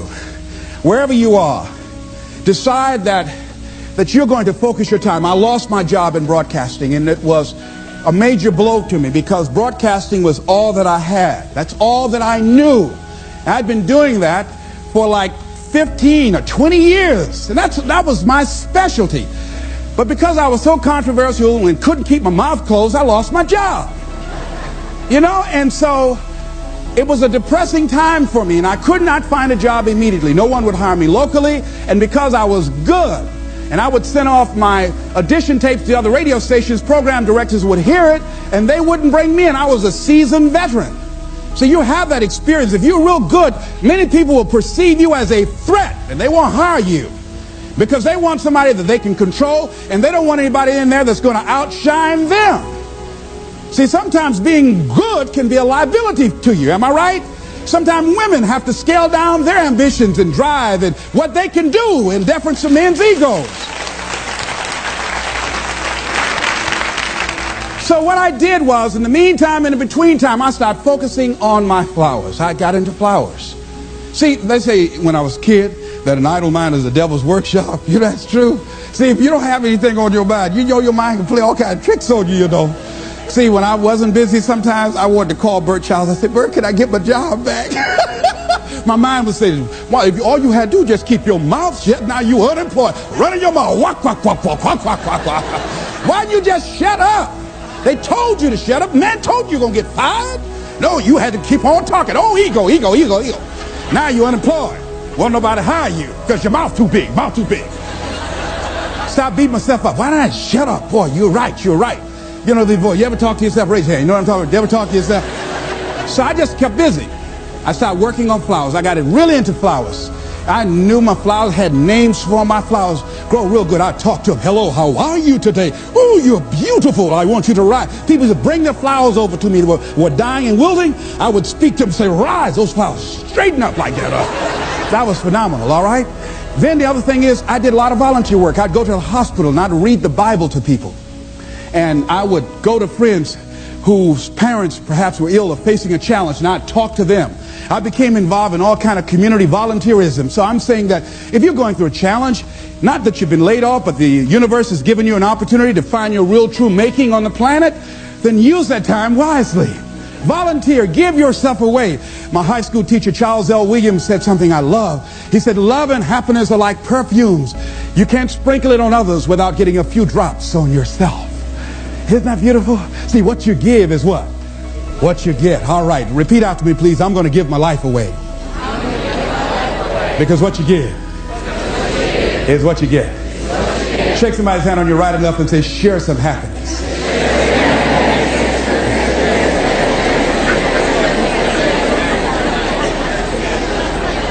Now, here's something else. Fear of change. See, the reason that I think that Joe stayed there as long as he did, Joe feared change. Most people fear change. A lot of people stay in jobs where they're miserable or stay in relationships where they're miserable. Sometimes in order to begin to see the daisies in life, you've got to be willing to change cities, change friends, change relationships, change jobs. See, after a while you get bored doing the same old thing in the same old way, day in and day out. Human beings were designed to achieve. And when you're not on a path of developing your greatness and growing and being more productive and being more effective, then your life literally becomes depressing, just like Joe. So Joe was resisting change. And as a result of resisting change, Joe made some trade-offs. See, this psychiatrist talked about the fact that these people who had been on his couch for months and years, not being able to make decisions about things, but when they found out that they were dying, they got up and started making all kinds of decisions. They decided no longer to sell out. And you know what happened to me when I lost my job? You know what I think it was, what life said to me more or less? Les Brown, you know you can do more than what you're now doing. Les Brown, you have sold out. Les Brown, go home. Go in your drawer, pull out your check stubs, and see how much you've sold your soul for. See, one of the things that got me about the movie is what Joe said to his boss after the doctor told him he was going to die. He went back to work and he confronted him. He said, because I was afraid, too afraid to live my life, I sold it to you for $300 a week. I sold my soul for $300 a week. When I look at Joe, ladies and gentlemen, I know that I'd sold out on myself at different points in my life. And when you go home and you look at, if your life is not what you want it to be, if you're not living the way that you want to live, if you're not experiencing what you want to experience, if it's not giving you what you want, you've got to ask yourself, what have I sold my soul for? Remember that song? 16 tongue. And what do you get? Another day older and deeper in debt. Saying, Peter, don't you call me, 'cause I can't go. I owe my soul to the company store. Oh, no, this is not Luther Vandross tonight. No. Last time I sung, Luther called my hotel and made a bomb threat. No. That song is depressing, ladies and gentlemen. That many of us have sold our souls for a home in the suburbs, or a brand new car, or 3 meals a day and a roof over our heads, or because we want to be popular with our friends. See, when you decide to make a change, it's challenging, but there's going to be some resistance. Everybody is not going to agree with that. There's a price to pay. Am I right? See, when I had to think about getting a divorce, it was time for me to grow. And sometimes you stay in a situation too long. Many times you say, well, I need to do it for the kids. Well, see, staying there too long can be harmful to the kids. I had a friend of mine who finally got a divorce after agonizing it. She said, I stayed there as long as I did for the kids. She said, but if I had it to do over again, I would have left sooner, because it wasn't healthy for them. And it wasn't healthy for me. Many of us stay in jobs where it's no longer good for us to be there. But because we can't see ourselves having the capacity to do more and to achieve more, and can't see life after that job, we stay there as victims, volunteer victims. Because nobody's making us do it. We volunteer to be victims. We volunteer not to be in charge of our destiny. We volunteer. We willingly do it. If you're going to sell out, don't do it in a hurry. Do it slowly. Let somebody come and have to take it from you. Don't just give it up willingly. And that's what Joe had done. Thinking about a guy who, he had everything going for him. Went to Harvard, became a lawyer, joined a large, prestigious law firm, married the perfect wife, had children, and guess what? He was going through the motions day in and day out, but it wasn't giving him what he wanted out of life. He was going through an act. He was acting out a role. And one day, he couldn't get out of bed. He was just there in bed, couldn't get up, paralyzed. They got the doctors. They looked at him, examined him from head to toe, and said, there's nothing physically wrong with him. Get up, John. Come on, get up. He couldn't get up. He stayed like that for months, had to take therapy. See, because there was dis-ease, there was conflict in his body. Many times when life calling on us to change and to grow and to expand, we said, no, I don't want to hear that. No, we resist that. So we can go back to that lifestyle of mediocrity. We resist that change, that growth. We go back so we can go back to sleep. Winston Churchill said the truth is incontrovertible. Malice may attack it, ignorance may deride it, but at the end, there it is. Carlyle said, truth crushed to earth shall rise again. And we know scripture says, ye shall know the truth, and truth shall set you free. But the truth that will set men free is the truth that men don't want to hear. See, we don't want to hear. You got to change. You got to take responsibility for your stuff. You got to clean your act up. You are not your act. You need to get your life together. We don't want to hear that. We want to talk about the circumstances. We want to talk about how bad things are, why we can't do it. See, that's where Joe was.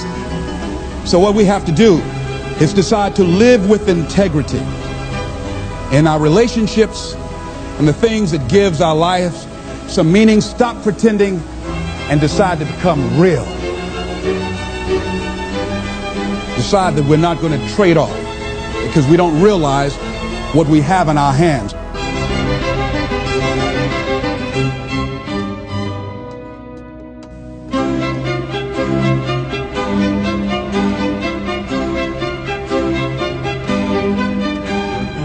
I'm reminded of the story of some explorers who were in Africa, and they saw these little boys playing with these little rocks. They were shooting marbles, a game similar to that. And these marbles, so to speak, were shiny, and these explorers asked these little boys, say, here, taste this candy. Gave them some candy. So you like that? Say, yeah. Say, good. Tell you what, give me those marbles, I'll give you some more candy. And they did that. And the explorers went off, and they discovered that these shiny rocks were large, uncut diamonds. The little boys did not have enough awareness to know what they had in their hands. And many of us are like that. Many of us have genius within us. We have ideas that we use it for the company. We put in long hours, 60, 70 hours a week for the company store. We'll break our backs for the company.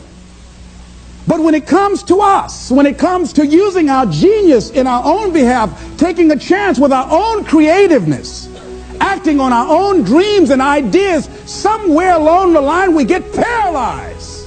We find some reason not to do it. Oh, I did that. I'm not as good as they are. I don't have their education. I felt inferior because I never had a college education. So I felt inferior. I thought people with college education were the most intelligent people in the world. And I felt inferior and intimidated by them. So I wouldn't want to speak before people that had more education than I did. What? Come on, Les, you can do that. Oh, no, I can't. Les, you're a good speaker, man. You can just communicate with people, period.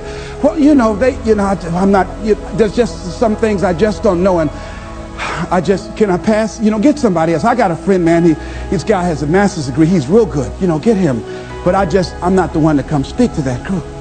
See, I didn't know what I had in my hands. And fortunately, I had somebody around me who saw what I had and was willing to work with me until I could see it too.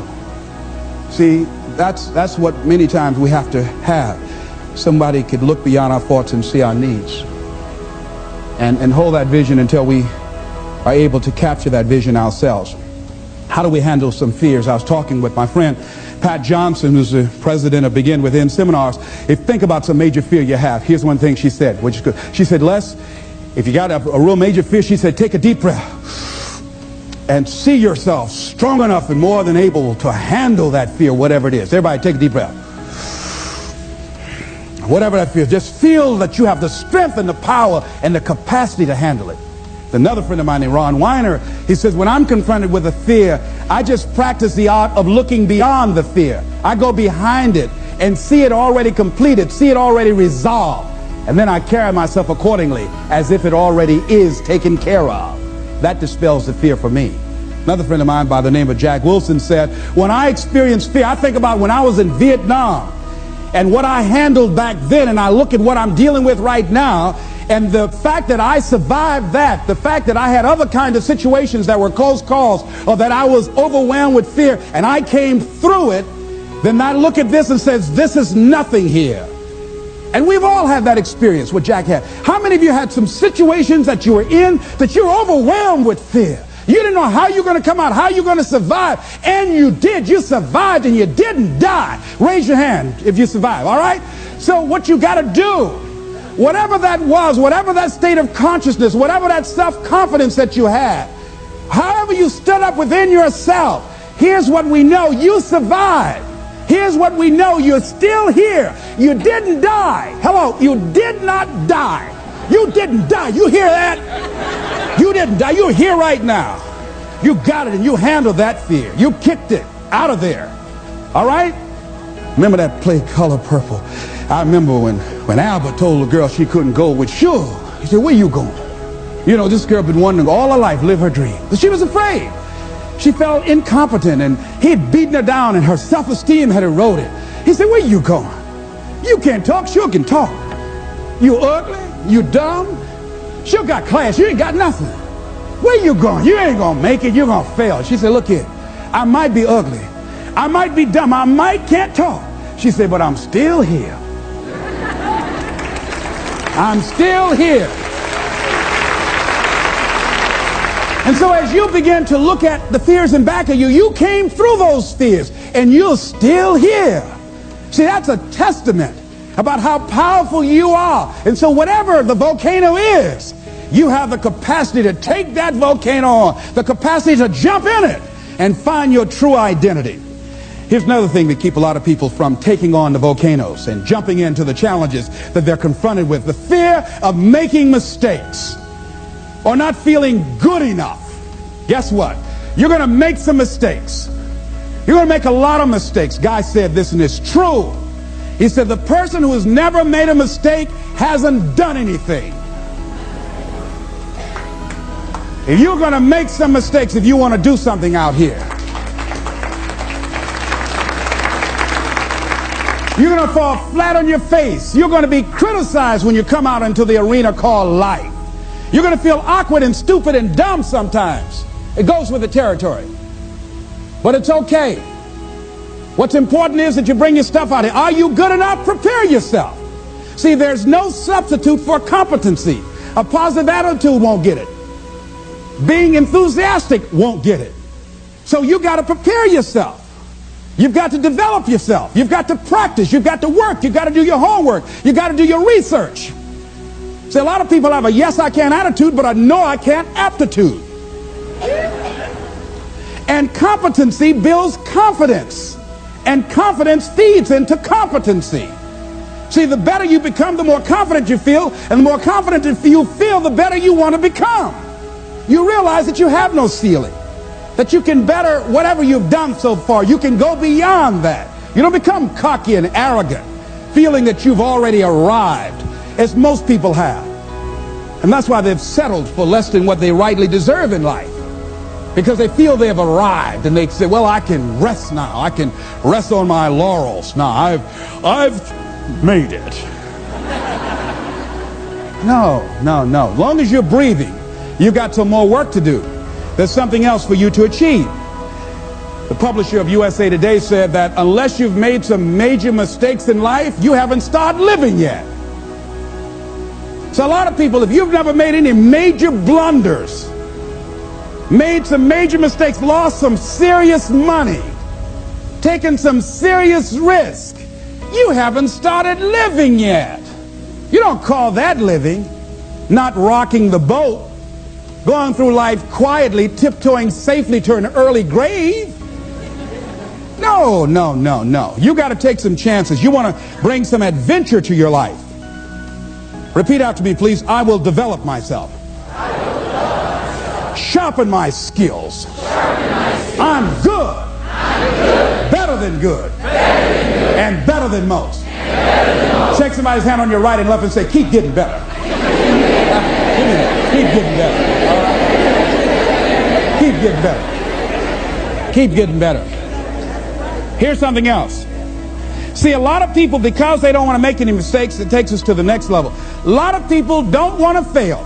Fear of failure, fear of success, and guess what else? Fear of the unknown. I saw a guy last week, came up to visit me, haven't seen him for years. Bob Boyd from Columbus, Ohio. Bob Boyd introduced me to motivational tapes. Introduced me to a lot of motivational speakers and positive thinking, and a multi-level marketing company at that time called Bestline Products had an inspirational leader named Bill Bailey. Jim Rohn was in that as well. And so Bob Boyd, that folded.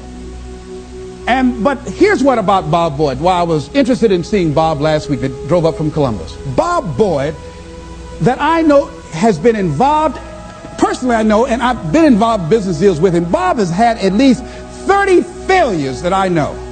30 business failures since I've known him, since 1972.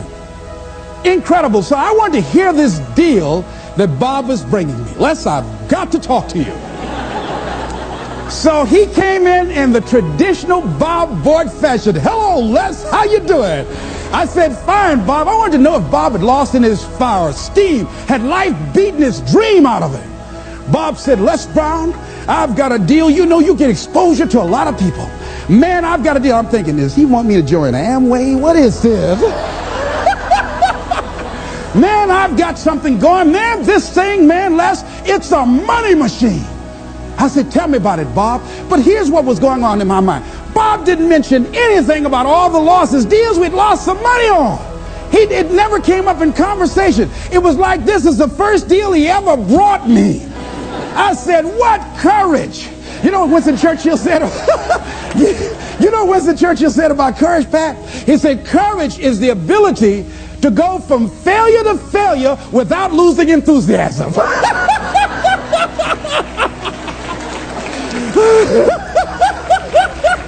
So you want to courageously hold on to your dream and not lose enthusiasm. See, Bob has not internalized failure.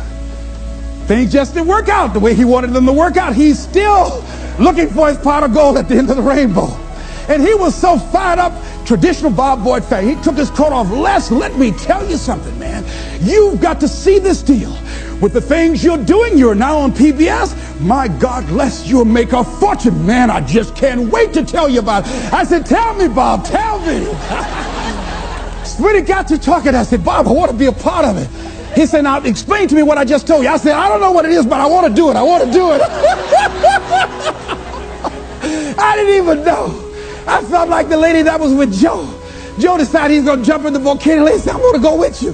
He said, oh, you can't go. She said, oh, I want to go too. See, you get fired up about something. People will come to see you burn. They want to go too.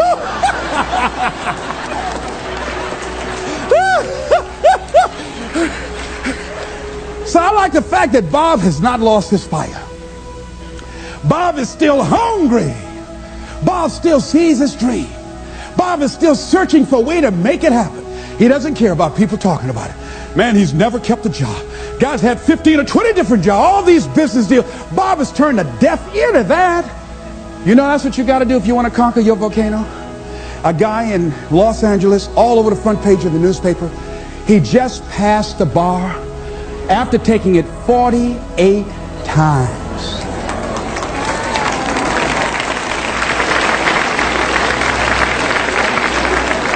That bar was his volcano.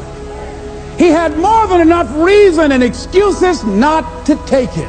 His son has a law firm. He could have been a legal assistant, a clerk. And people all of a sudden used to laugh at this guy. He was a laughing stock. Are you taking the bar lately? Can you imagine what they did to this dude? Know that guy there is? Man making a career taking the bar. But by the way, he need to make a career to pass it. People will do that too. You know, people talked about John Kennedy Jr. failing the bar. Did you read in the newspaper that he passed? Yes. I didn't see that, but did they make a bigger deal about him passing as they did when he failed? No, you know why? People like to see you fail. They like to see that.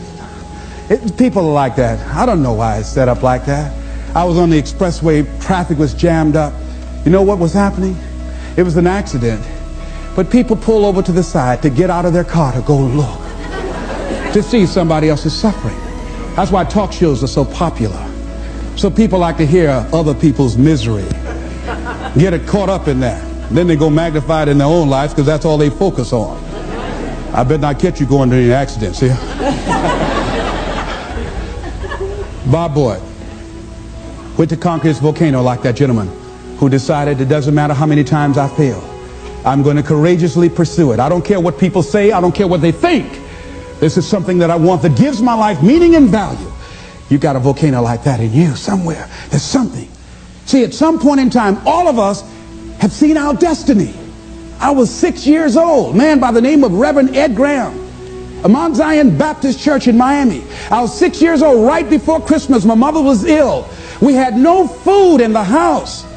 And this tall, strapping man around 6'1" came to the door with a food basket in his hand. And he says, hello, is this the Brown family? My mother said, yes. I understand that you have 2 sons and a daughter, and that you have no food. Yes, I'm from Mount Zion Baptist Church, and around Christmas time we pass out food baskets to needy families. Take the basket in behalf of the church and have a nice Christmas. And when he walked out, I said, oh boy, I'd like to be like that man. And I went to his church, and I used to watch him speak, and tall and powerful and dynamic speaker, such eloquence. One of his favorite people was the poet Kipling, who wrote, if you can keep your head when all about you are losing theirs and blaming it on you. What eloquence he had. And I said, oh, I would hunt Wesley. I said, Wesley, I'd like to be like Reverend Graham. Boy, he's powerful. A friend of mine, Mildred Singleton, my former fiance, she was with a school outing. But we're still good friends. She is at a... Y'all always dipping in my stuff, but anyhow. Somebody say, I'll take you, it's all right. But she was on a school outing, and they took her to a hospital, and she was in the operating room watching from a distance. And she saw someone working or doing eye surgery, and she says, that's what I want to do. She's just a teenager, and today she's an ophthalmologist.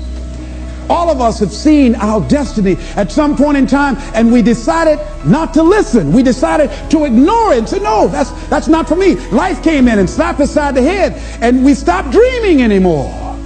Bigger Thomas said, the impulse to dream has been slowly beaten out of me through the experience of life. And that's what causes many of us to give up on our volcano. The experiences and the challenges, the defeats, the disappointments, and the failures of life, that we decide to prematurely throw in the towel on ourselves, or to sell out on our true potential, sell out on living our dreams, feeling that we're not good enough, not wanting to make any mistakes, particularly if you're raised with a great deal of criticism. So you've got to be willing to prepare yourself and do the best you can. Take your best shot and let the chips fall where they may. And so as you begin to look at people become afraid of success because they feel they're not good enough, they can't handle it, the responsibility is too big. I've been there. And when you feel that way, you begin to unconsciously work against yourself to make sure that you don't get it.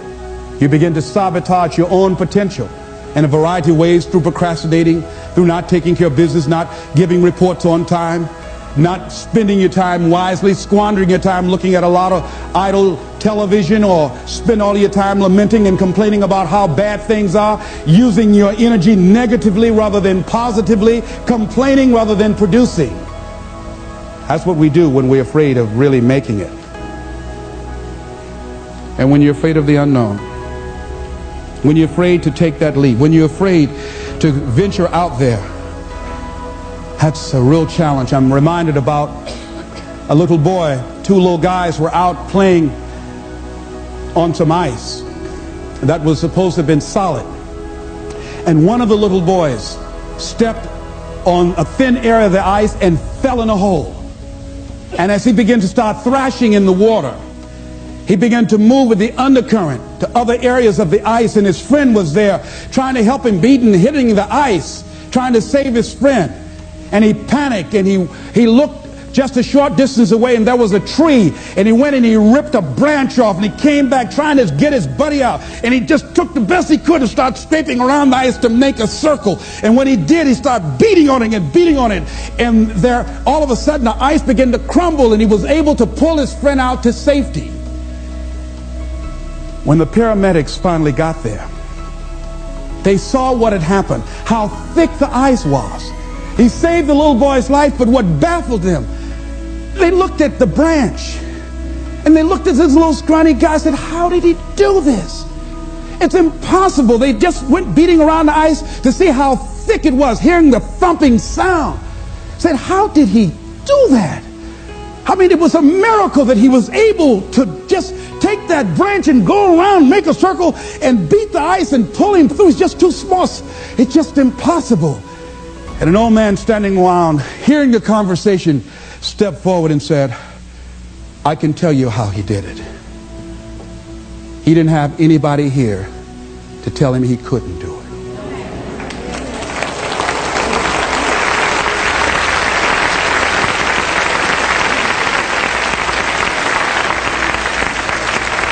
See, sometimes life will happen to you, like this little boy, and you won't have time to say no.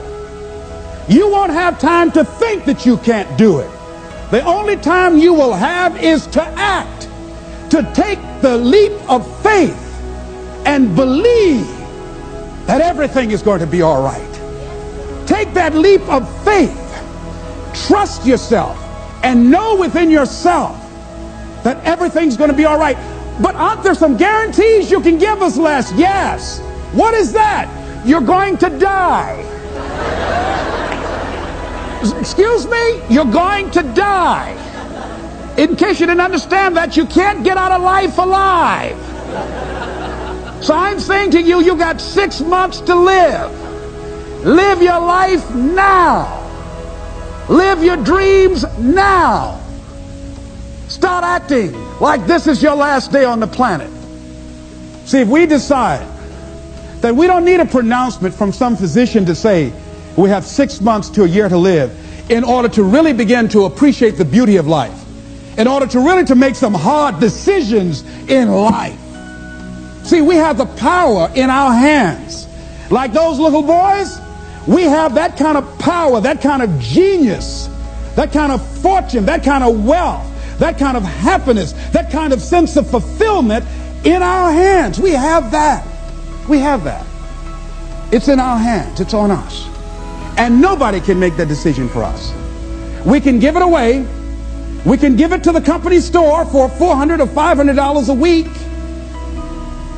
Or we can exchange it for how people think about us, how they feel about us, and go through life and resign ourselves to be miserable as we go to our graves, looking good for everybody else, except to ourselves. Or we can decide, hey, wait, this is the only life that I have. And that is my volcano. And I'm going to take the leap of faith. I'm going to jump in it. And I'm going to handle it because I know the universe will never give me anything I don't have the capacity to handle. See, I say to you that you've got the power within you to handle any kind of volcano in your life, regardless of how it shows up, regardless of any kind of challenge that you might have in your life. I say to you, you got that in you right now. Where will it come from? Don't worry. If you trust yourself, it will come to you at the right time in which you need it. If you believe and don't doubt in everything in you. There's something about life, I believe, that when a person resolves within themselves that this is how I give my life, this is how I'm forwarding myself into the universe. Dr. Johnny Youngblood out of New York, he said, I must live what's in me. This is why I've got to do this, Les. I must live what's in me. And all of us have something in us that we must live. And if we don't know what it is right now, we must create it or we must find it. All of us have this, whatever this something is that gives our life that meaning, that value, and that power, and that happiness. That happiness that a lot of people just wouldn't understand why you got to do it and why you got to take that mountain on. Don't you know, there'll be people who've decided that what they're doing is who they are. They've been acting this way for so long, they think their act is who they are.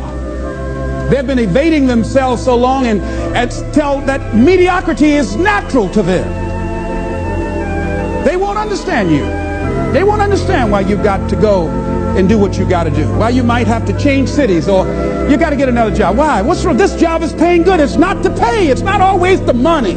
Yes, I need money, but I need something else other than money. I need some peace of mind. I need some fulfillment within me. It's not giving me what I want. No. Well, what is it? I don't know. Why you got to go? Why you going now? I don't want to live this anymore. I'm out of here. Why? I don't expect you to understand. He who knows no explanation is necessary. And he who does not know, no explanation will suffice. I just got to go and jump in the volcano. Excuse me.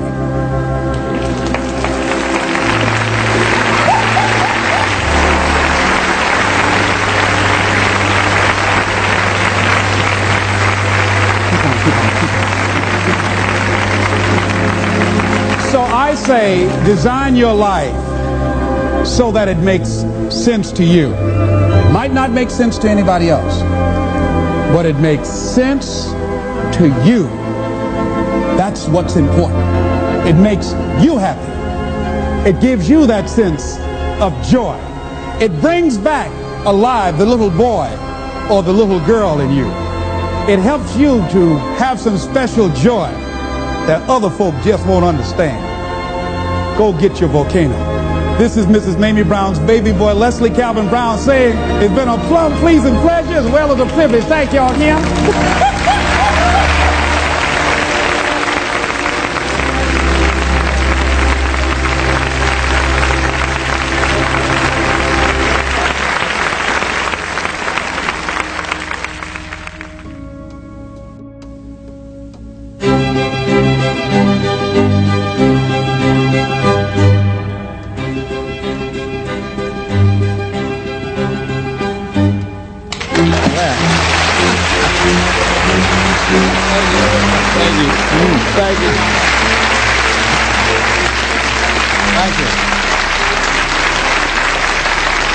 Thank you. I want to talk to you about critical options. And looking at that, and looking at some of the definitions of options: decision, self-determination, choice, preference, desire. I want to share something with you that's relative to critical options, because we all have them in our lives. And I want to ask you a question. What is the focus of your life? What is the focus of your life? In life, you have a critical option. You can take a stand in your life, or you can follow the crowd. See, people who follow the crowd, their lives are not focused. They're not immersed in anything. People who take a stand, they're living a life that has some power, a life of achievement, a life that has some meaning. People that are taking a stand in life, they are consciously involved in a process to design a life of substance. People who are following the crowd, these are people that they're just doing what everybody else is doing. So that's a crowded road over there. They're following the followers.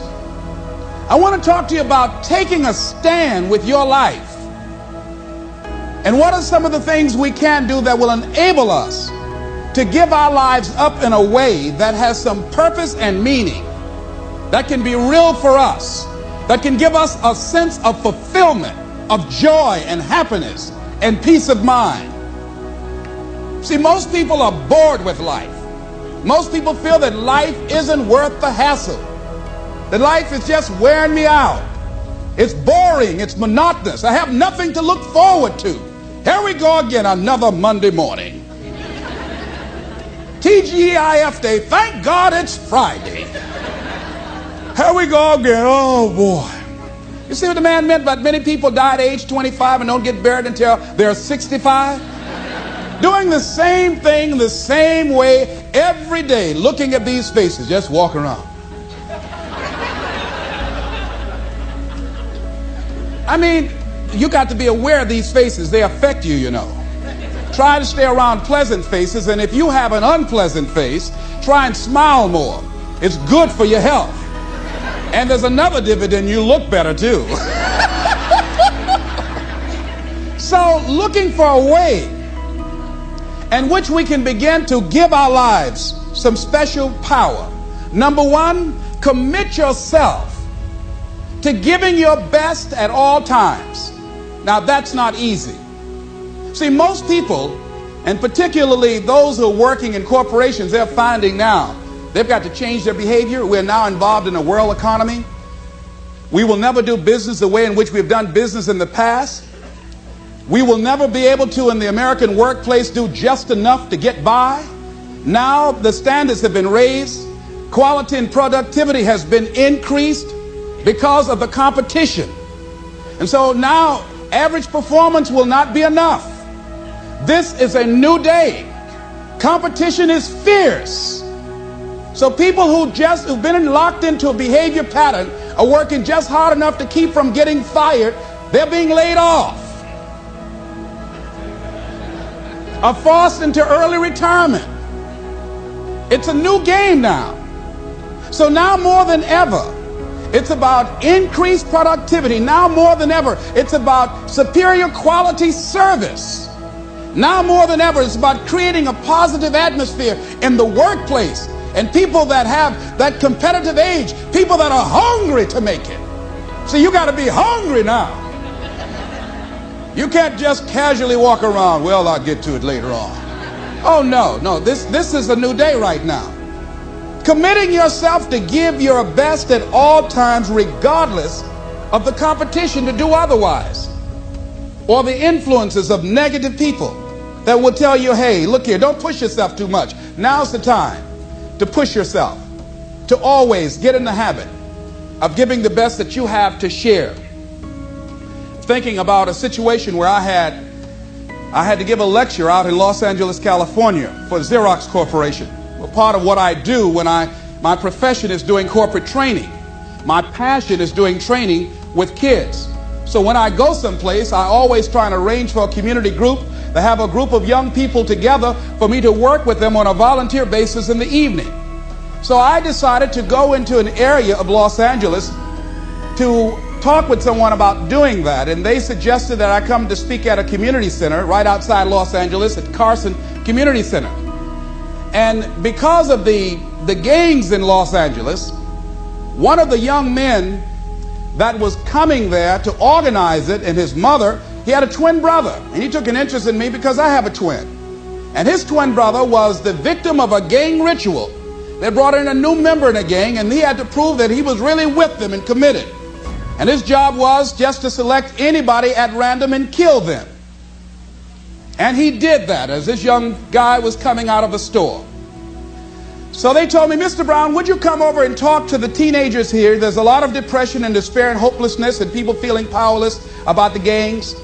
And bring with you some handouts and materials so you can do a workshop. And parents will be involved too. Would you be willing to do that? I said, well, I'm doing a full day seminar, and I'm usually just physically exhausted afterwards. How many people you say you're going to have? We guarantee at least 400 to 500 people there. I said, okay, I will come there and work with them and take them through this intensive. It's called Project Respect, how to create a shift in the community, how to get young people engaged in a process of creating positive peer pressure rather than buying into the negative peer pressure.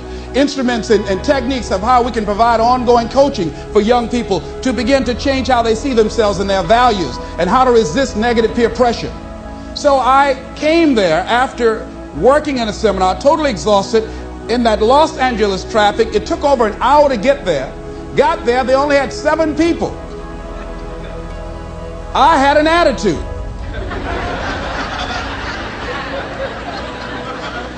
I said, you had me come all the way from Los Angeles after working all day just to talk to 7 people? You told me over 400 people were going to be here. Where are the parents? Only one parent here. My time is valuable. I've got all this material that we've copied to do a workshop. And so I went on and talked to those young people that were in the room, the 7 that were there. And I just gave them a little speech. And then I left. Went back to the hotel. That night around 3:30 in the morning, the phone rang. The minister that invited me called me and said, Mr. Brown, I've got to ask for your attention for a moment. I said, what is it? Kenyatta, one of the young men who was there, wanted to talk to you. He was the brother of the guy that was killed. He'd like to talk to you. He's been here for over an hour, and I told him, please don't call you. But he insisted. Would you please talk to him for a moment? I said, yes, put him on the phone. Kenyatta, what can I do for you? He said, Mr. Brown, I listened to your tapes for a long time. I've grown to love you and admire you. Among the things that I heard on your tapes that you said, you must deal with circumstances such as you find them. You came in this evening, and I admit, no, we did not have the numbers that you asked for. No, we did not deliver as we had promised we would. But we were looking for you, the motivator, to give us some hope. We were depressed, and we don't know what to do. We were looking for some direction. And you were so caught up in pouting with your ego Because we didn't have the place full. You didn't give us your best. I said, excuse me, I was laying in bed. I said up then. Wait a minute here.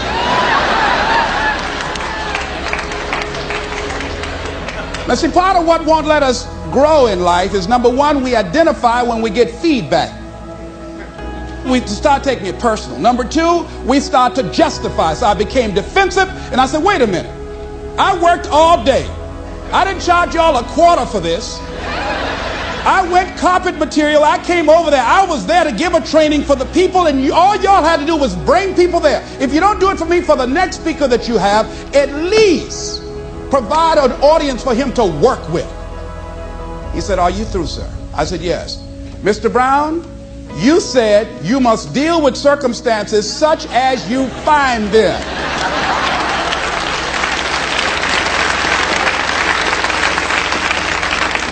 We went round and round for about 45 minutes because my ego on the line. I can't let this young boy out debate me. He was not intimidated. I used all the verbal gymnastics and examples I could. He would not budge. And I said, okay, I'm sorry. Give me a break. And he said, it takes a big man to say he's sorry.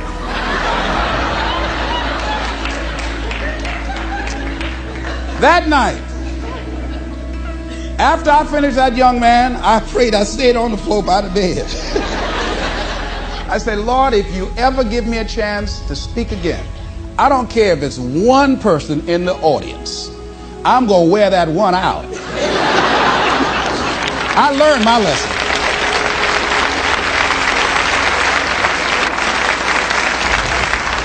I want to read something to you called The Builder that kind of touched me. Because when you start looking at giving your best at all times, that's not easy. But when you are committing yourself to doing something, those are the standards that you set for yourself, because that's who you are. If you're working on a job where you're miserable, they're not paying you what you're worth. You don't like the work, you don't like the people, and you're dissatisfied. If you have decided to continue to take a paycheck, you owe it to yourself to give it your best effort. If you get in the habit of being mediocre or doing just enough to get by, you're not hurting anybody but you. You're cheating you. The builder.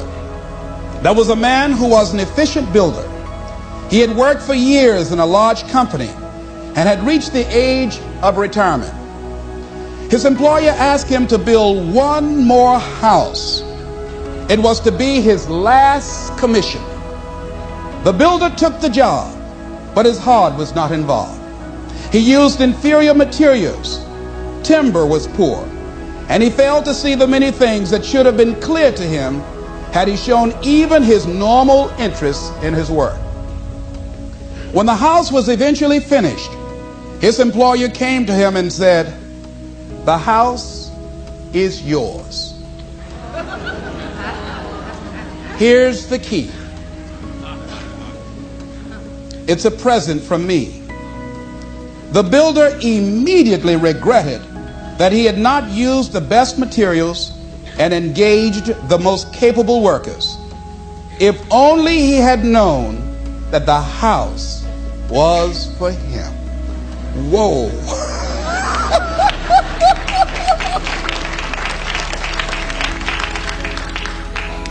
If he had made a commitment with his life, with his craft, that I'm going to give my best at all times, even if this is my last job, I'm going to give it my best shot because that expresses who I am, he would have been more appreciative of that gift. Would you imagine that? I think that makes a very good point. The next thing is, live each day with integrity. Don't try and get over in life. Don't try and cheat. See, a lot of people like to try and cheat. I was with a friend of mine and we went into a service station to get some gas. They gave me back too much change. I discovered it down the road and I was turning around going back. Guy said, "You're a fool. Hey man, what when they don't give people enough change? You think they flag the people down?" I said, I'm not responsible for them. I'm responsible for me. I went back and I told the guy, excuse me, sir, you gave me a $20 bill too much. I gave it to the guy just took it and walked away, didn't say thank you. The guy in the car laughed and said, I told you, you fool! I'd have kept that. I said, I'm not responsible for his attitude. I don't care, knowing that he would not say thank you, I would still give it back to him. Because my image of myself says, hey, you don't take something that doesn't belong to you. That's the way my mother raised me. Don't try and cheat. Say, well, you know, this little bit won't count. Everything counts. A friend of mine was on welfare after going through a bad experience. Someone, I think she and her husband became ill. They couldn't work for a while, and they went on welfare. After they both became physically well, he said, look here. We don't ever have to go back to work. We're making more money on welfare than we made when we were working, with all the Medicaid benefits and all of the food stamps and everything. She said, no.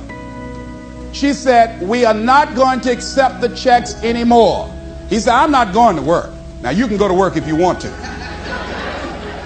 She went down to the welfare department and said, don't send any more checks to my house. Lady said, excuse me? She said, now I've been working here 25 years. No one has ever come in here and said, don't send any more checks in. Are you sure you're all right? Yes, I am. And she went home and told her husband, don't look for any more checks because I told him to cut the check off. Now we've got to find something to do. And they started a paper route and got over 1,500 customers and were making money hand over fist in a spirit of dignity and achievement, not ripping anybody off. That was a critical choice. She could have very easily said, well, everybody else is doing it, why don't I do it? But she decided not to follow the crowd. I like what Whitaker said, what you think about me is none of my spiritual business.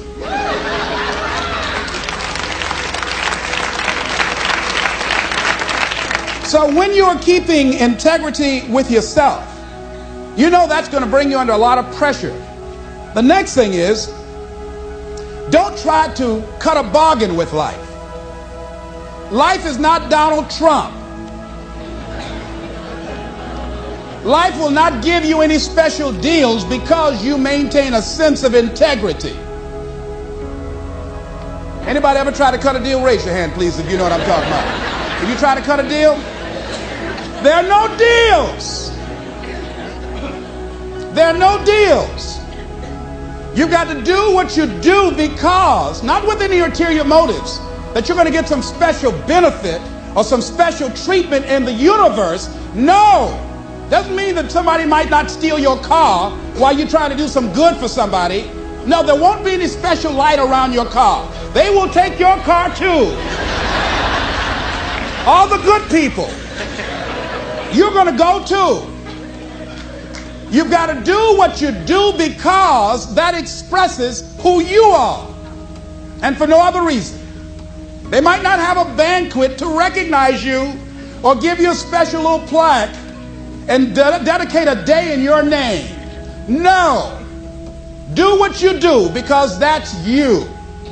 The next thing is dedicate your life to something. Dedicate your life to a cause larger than yourself. See, if you dedicate your life to a cause larger than yourself, you're not following in the crowd. See, if your life is not dedicated to something of value, and I like what Howard Thurman said, who was one of the mentors to Dr. Benjamin Mays, who was a mentor to Dr. Martin Luther King. He said, the quality of life is often determined by that to which the individual is dedicated. If the dedication of the life is vague and diffuse, the quality is apt to be poor and weak. There is much to be said for the intensity of life. See, most people are not intense about living. Most people are very casual about life. They haven't found anything to become intense about. So when you dedicate your life, you don't care anything about the odds. Somebody say when the dream is big enough, the odds don't matter.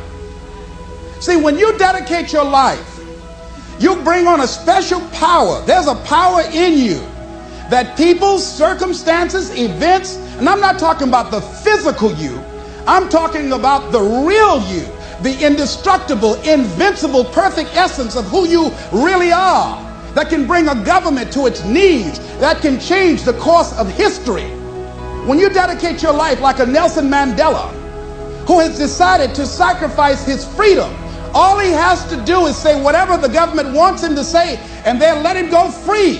And he can go to a foreign nation and say, I just said that because I've been in prison for over 20 years. And nobody will say, well, Nelson, you sold out. No one would say that. They will say, wait a minute. Nelson, you gave over 20 years of your life. What more can we ask of you? It's okay. But because of his integrity with himself, and he's dedicated his life to break the back of apartheid and free his people. There was Benjamin Disraeli. He says, nothing can resist the will of a people that will stake even their existence on the extent of their purpose for good. That when you dedicate your life to something, you bring on some powers in the universe that works through you to bring about changes that you would never ever know unless you have dedicated yourself.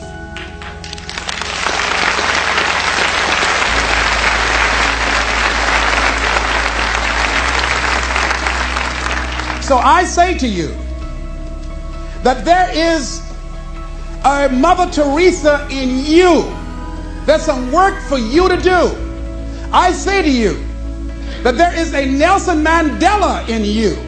That kind of commitment, that kind of spirit, that kind of personal power, that kind of vision of allowing yourself to be used by life is in you. That all of us came here to do something, to make a difference. And in a historical context, the world will never be the same again because you came this way. Anytime somebody asks me how I'm doing, I say I'm doing better than good and better than most, and sometimes even better than that. Let me tell you where I got that from. When I was involved in broadcasting, I used to have the first hour of my show as a disc jockey in Columbus, Ohio. I used to give an inspirational program. And there was a lady that used to call me by the name of Audrey Pelmore. Audrey worked at University Hospital. Audrey was an enthusiastic personality that everybody liked her. I mean, she had a radiant smile, and she was just one of those people. You ever meet one of those people that everybody just liked them?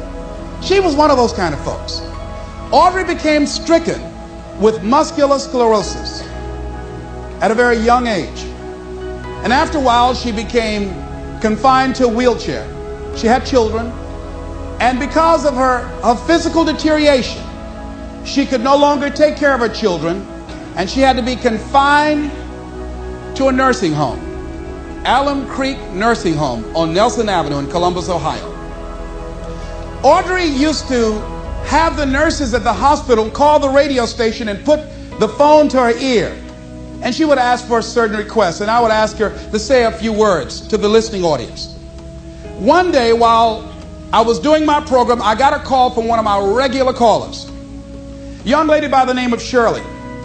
Shirley, on this particular day, there was a sound in her voice, and I detected that something was wrong. And she said to me, "It's nice talking to you, Les. I'll be seeing you." And I said, wait, hold a minute, Shirley. There's something wrong. She says, "There's nothing wrong." I said, "There is, Shirley. I know you. Come on, Shirley, what's wrong?" Well, Shirley had been diagnosed as having cancer of the breast. And they told her that she had a 60-40 chance of not surviving. During the time that she had had her medical examination, her husband had become distant. Through the pressure of losing her husband and the illness, she just felt, hey, I'm not the kind of person that can handle suffering, and I'd rather just end it quickly. She was at a critical point in her life, and this is the option that she decided to take. I did everything I could to discourage her, to give her a reason to want to go on living. I was trying to find something that she can hold on to that would give her a sense of hope. some thread. And I use scripture and everything. And one of my fallback positions, Lord, grant me the serenity to accept the things that I cannot change, the courage to change the things that I can, and the wisdom to know the difference. And she didn't budge. That did not work. And I was out of my arsenal of what can I do to hold on to her, to get her to change her mind, to create a shift in her thinking. And the thought came to me. I said, Shirley, could you wait until tomorrow? She waited for a long time before she answered. She said, why tomorrow? I said, because if you wait until tomorrow, I'd like to take you by to see Audrey Pelmore. You remember Audrey that I talk about all the time on the air? She said, yes, I like her. I would like to meet her. And she met me at the Alum Creek Nursing Home. And when we got there, we were both very silent because I'd made a pact with her that if this was not enough to discourage her from taking her life, then I would honor our agreement and I would just release her. And I was going to talk to somebody else to try and get her. I didn't tell her that.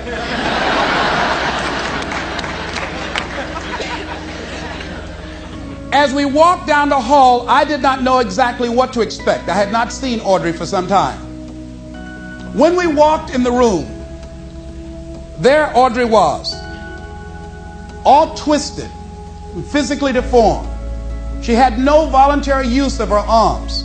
She couldn't even fan a fly out of her face. She couldn't get up and move around.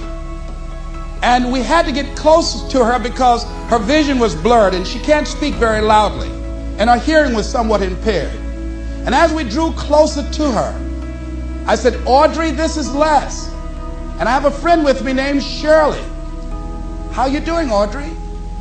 And with what strength she had, she said, better than good and better than most. And Shirley, I know as the tears began to form in her eyes, I know she had to be thinking that here this woman is. She's been on her back, a prisoner in her body for 17 years. She can't turn herself. She can't get up and go to the restroom. She said to me, Les, I'd love to be able to get up and walk out of here with you. I'd love to be able to take care of my children, to be a mother to them, to see them graduate from high school. She said, Les, I can't do that. And I'm doing better than good and better than most. Shirley had to be saying within herself, what right do I have to feel sorry for myself? What right do I have to cry out, why me? And she decided and left there with a commitment that she wanted to live with whatever time that she had left, that she had no right to cut the time off. She had no right to do that. And she left there with a new determination, a new spirit about her. And that's something about what we have, that you have. There sometimes your options are frozen. See, Audrey can't walk out of a hospital. She did not have the capacity to take care of her children, but she had a freedom of spirit. And that's what we have wherever we are, with whatever hand that life has dealt us. We have the freedom of spirit. We can go through life whining and weeping, or we can have the kind of spirit that people will say, hey, there's a blessing to be around that person. The staff at the hospital used to go in her room to be encouraged and inspired by her because she didn't feel sorry for herself. And she didn't go through life blaming everybody. I'm reminded of a young guy who was on a bus, a little young fellow, and some kids were picking at him, some bigger guys, and they kept on thumping him on the head and hiding their hands. And so he got tired of them doing that, and he stood up so he would not be around them, out of their reach. And they took him and said, sit down. They set him down. And he stood back up and said, I don't want to sit down. They said, sit down. Didn't we tell you? And they pushed him back down. I don't want to sit down. They said, sit down. And they held him down. And he looked at him. He said, you might hold me down, but I'm standing up inside myself.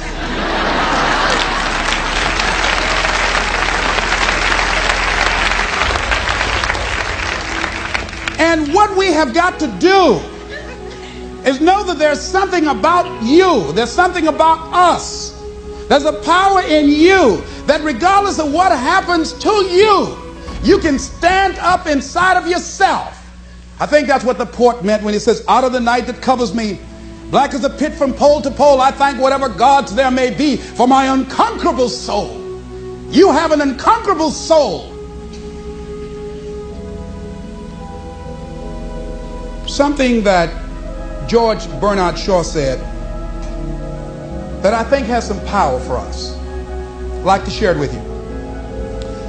He said, this is the true joy in life. And one of the things that he said, and I love when he talked about man and Superman, he said that we should establish a tribunal where people would be required to come once a year to give a reason why they should be permitted to go on living for the next year. Can you imagine all the do-nothings hopping from one foot to the other trying to give some justification why they should be allowed to live for the next year? Well, what do you do? I drink a little bit. What are you contributing to life? I go to work every day. No, are you making a difference in the universe? Why should we allow you to continue to occupy this space? Can I come back to that one?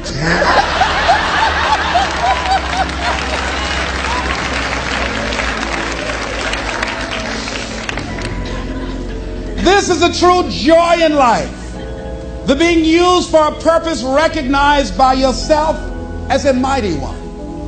Being a force of nature instead of a feverish, selfish little clod of ailments and grievances, complaining that the world will not devote itself to making you happy. I am of the opinion, George Bernard Shaw goes on to say, that my life belongs to the whole community. And as long as I live, it is my privilege to do for it whatever I can. I want to be thoroughly used up when I die. For the harder I work, the more I live. I rejoice in life for its own sake. Life is no brief candle for me. It is a sort of splendid torch which I've got a hold of for the moment. And I want to make it burn as brightly as possible before handing it on to future generations. This is Mrs. Mamie Brown's baby boy, Leslie Calvin Brown, saying it's been a plum-pleasing pleasure as well as a privilege. Thank y'all here.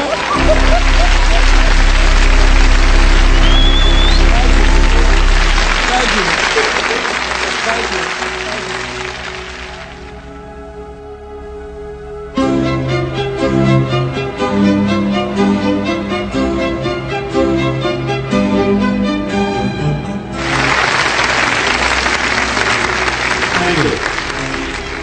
All of us, at some time or another, have agonized over making a decision. Some decisions are major decisions. And also there are a lot of small decisions that we don't make, that they tax our minds, they drain our energy, they create a lot of anxiety and nervousness and mental torment because we don't take care of it. We decide not to decide, which is a decision. Deciding to decide, to act, is a major, major challenge for all of us at different points in different areas of our lives. And there are things that happen to us along the way, experiences that we have that prevent us from working through the mental block of acting, of doing those things that we know we ought to do. And so what I want you to think about is, what is there that you know you need to do, that you want to do this, but for some reason or another, you've been holding back. For some reason or another, you just have not been able to gather your nerves or be able to work through the procrastinating or putting it off or justifying or blaming. Some reason or another, you just haven't done it. And you know you ought to do this. You really want to do this, but you don't know why you haven't done it. Anybody know what I'm talking about? Raise your hand, please. Okay, then I've got company here this evening. I'm not talking to myself. Now, first of all, we know that this is not easy. Because in order to begin to reinvent your life, you've got to make a conscious, deliberate, determined effort. that you really have got to put all of yourself into it. It's very challenging to act, to do those things. There are times when you're looking at it and you say, I know I need to do this, but I don't feel like it. I don't want to do it. I know I need to do it, yet leave me alone. No, I don't want to do it. So what do we do? What are those things that cause us to do like that? I think that among the things that prevent us from acting is the fear of failure. And if you've already failed, you don't want to fail again. The pain of that, the disappointment, the fear of loss is another thing. Because many times when we do those things that we know we need to do, we feel that we might lose somebody that we love very much and care about. We don't want to hurt anybody. Many of us don't act because we want other people's approval. We want everybody to like us and to accept us. And that's not possible. Many of us don't do the things that we want to do and don't act because of lack of self-confidence. We don't believe enough in ourselves. I have a friend who's been working on a job where she's miserable, talented, want to go to another place that she can do what she wants to do and make the kind of money that she would like to make, and had some offers. But because of her fear and her lack of self-confidence of things might not work out, she won't take a chance on herself. So there she is, spending 8 hours a day, 5 days a week, and she's miserable. She hates to go to work. They're not paying her what she's worth. She knows it, but yet and still, she won't do that which she knows she must do, and it's wearing her out. There are a lot of people that their jobs are making them sick because they won't act. You check out the absenteeism and the people that are depressed. You see them coming to work angry. How you doing? I don't know. Just leave me alone. It's not even 9 o'clock yet. You're talking about good morning.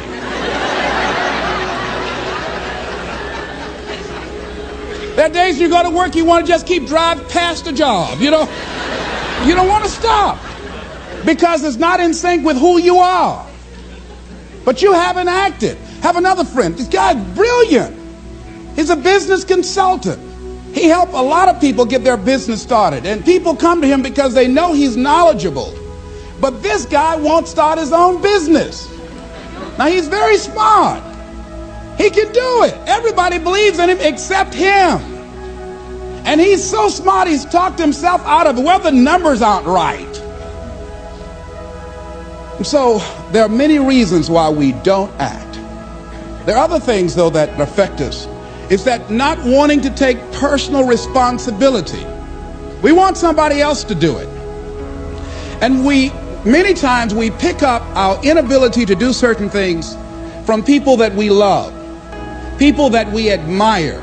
We identify with them, and we live in the context of their ideas, their opinions, and their life patterns.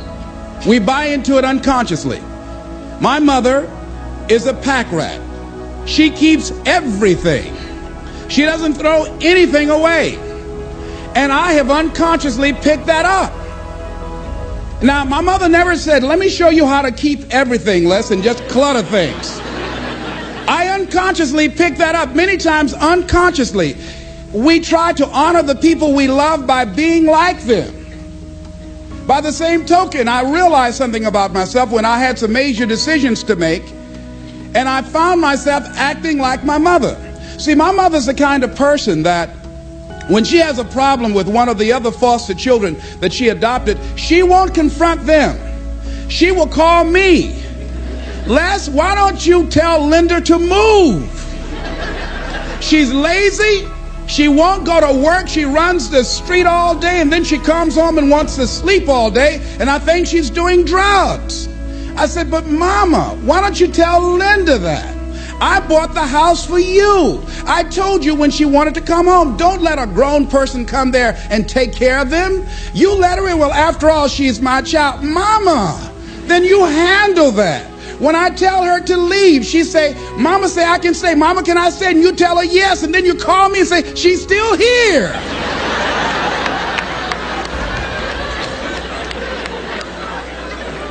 Why worry me with this?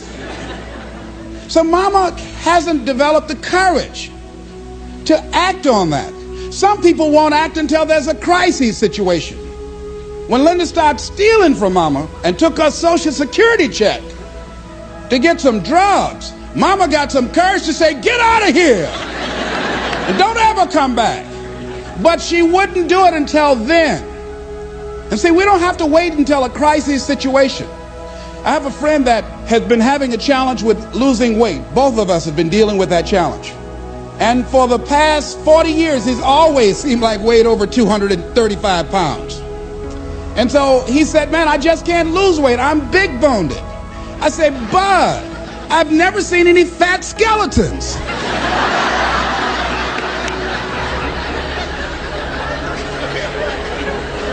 No, you need to act on your health. You can change this.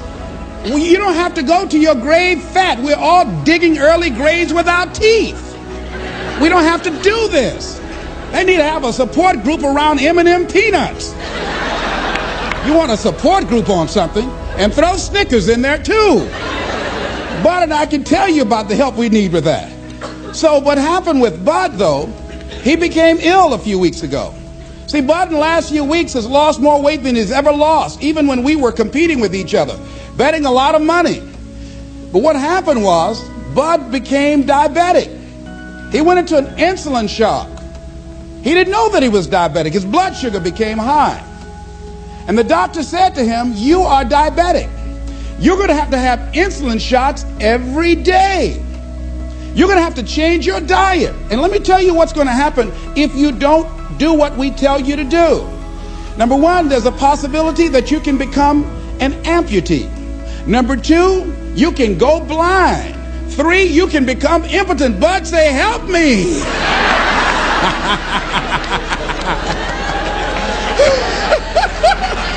Like those guys with Paul, when Paul broke out of jail, those guys say, tell me what I must do to be saved. Bud wanted to be saved. I said, Bud, you want one of my peanut butter and jelly sandwiches? No. I said, Bud, I can't believe you're eating vegetables, man. You're exercising. He said, that's right, and jogging in place too. Now, he had the ability to do it before, but there's some people, it takes that kind of crisis to bring them into reality in order for them to act in their own best interest. Some people have to hit rock bottom in order to rise. I don't know why. You want to begin to look out on your life and what you want for you. And I think that when we begin to focus in the area of what does it take for us to act, I think we can say events can inspire us to act, like that particular event in his life. Circumstances. A friend of mine, he wanted to do something and he just did not have the motivation and the drive and the confidence within himself. But his circumstances changed overnight through an acquisition of the company that he worked for.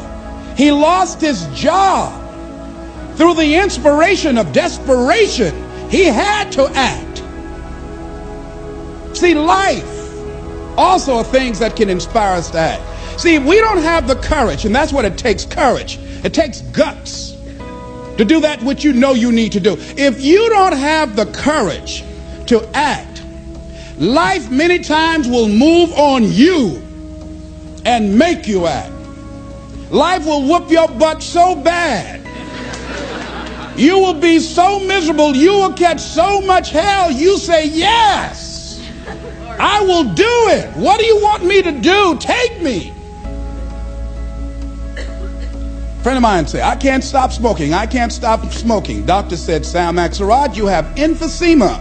Sam never picked up another cigarette and said, look at those stupid people smoking. Sam, you did it for 35 years. How can you talk about people? Well, I was different. I'm trying to help them. They don't have to do the same thing I did. But be compassionate, Sam. Isn't it interesting how quickly we forget? So I'm saying that look at something in your life. It might be just writing a letter to somebody to say thank you. It might be just to apologize to somebody. I had a confrontation in the Penobscot building with the security guard there. He responded to me what I perceived as a negative way, and he and I engaged in an argument. I did not like the way I handled that. I avoided going through the front door for a long time because I didn't want to face him. Finally, I decided to act, and I went up to him and said, I want to apologize to you for the way in which I handled this argument we had the other day. I was wrong. I hope you accept my apology. He said, I do. And I said, thank you very much. I felt relieved. Now, when you decide to act, it's not always going to be like that. A friend of mine did some work for me. It was below par, to say the least. I knew that this guy was capable of doing better work. I knew that he also had a fragile ego. So I was trying to think of what is the most sensitive way in which I can share this information with him. Because I wanted him to do my work over. I was going to pay him for what he did, but I needed my work done right. But I was afraid that I would hurt his feelings. I was very, very meticulous in how I approached him. And I said, let me share this with you. You know I care about you, and that you're a very talented and gifted person. And you and I both know that what you have given me is not a true reflection of your talents and abilities. And I'm saying, let's go back in the studio and do this again. And he said to me, I'm going to forget you ever said that.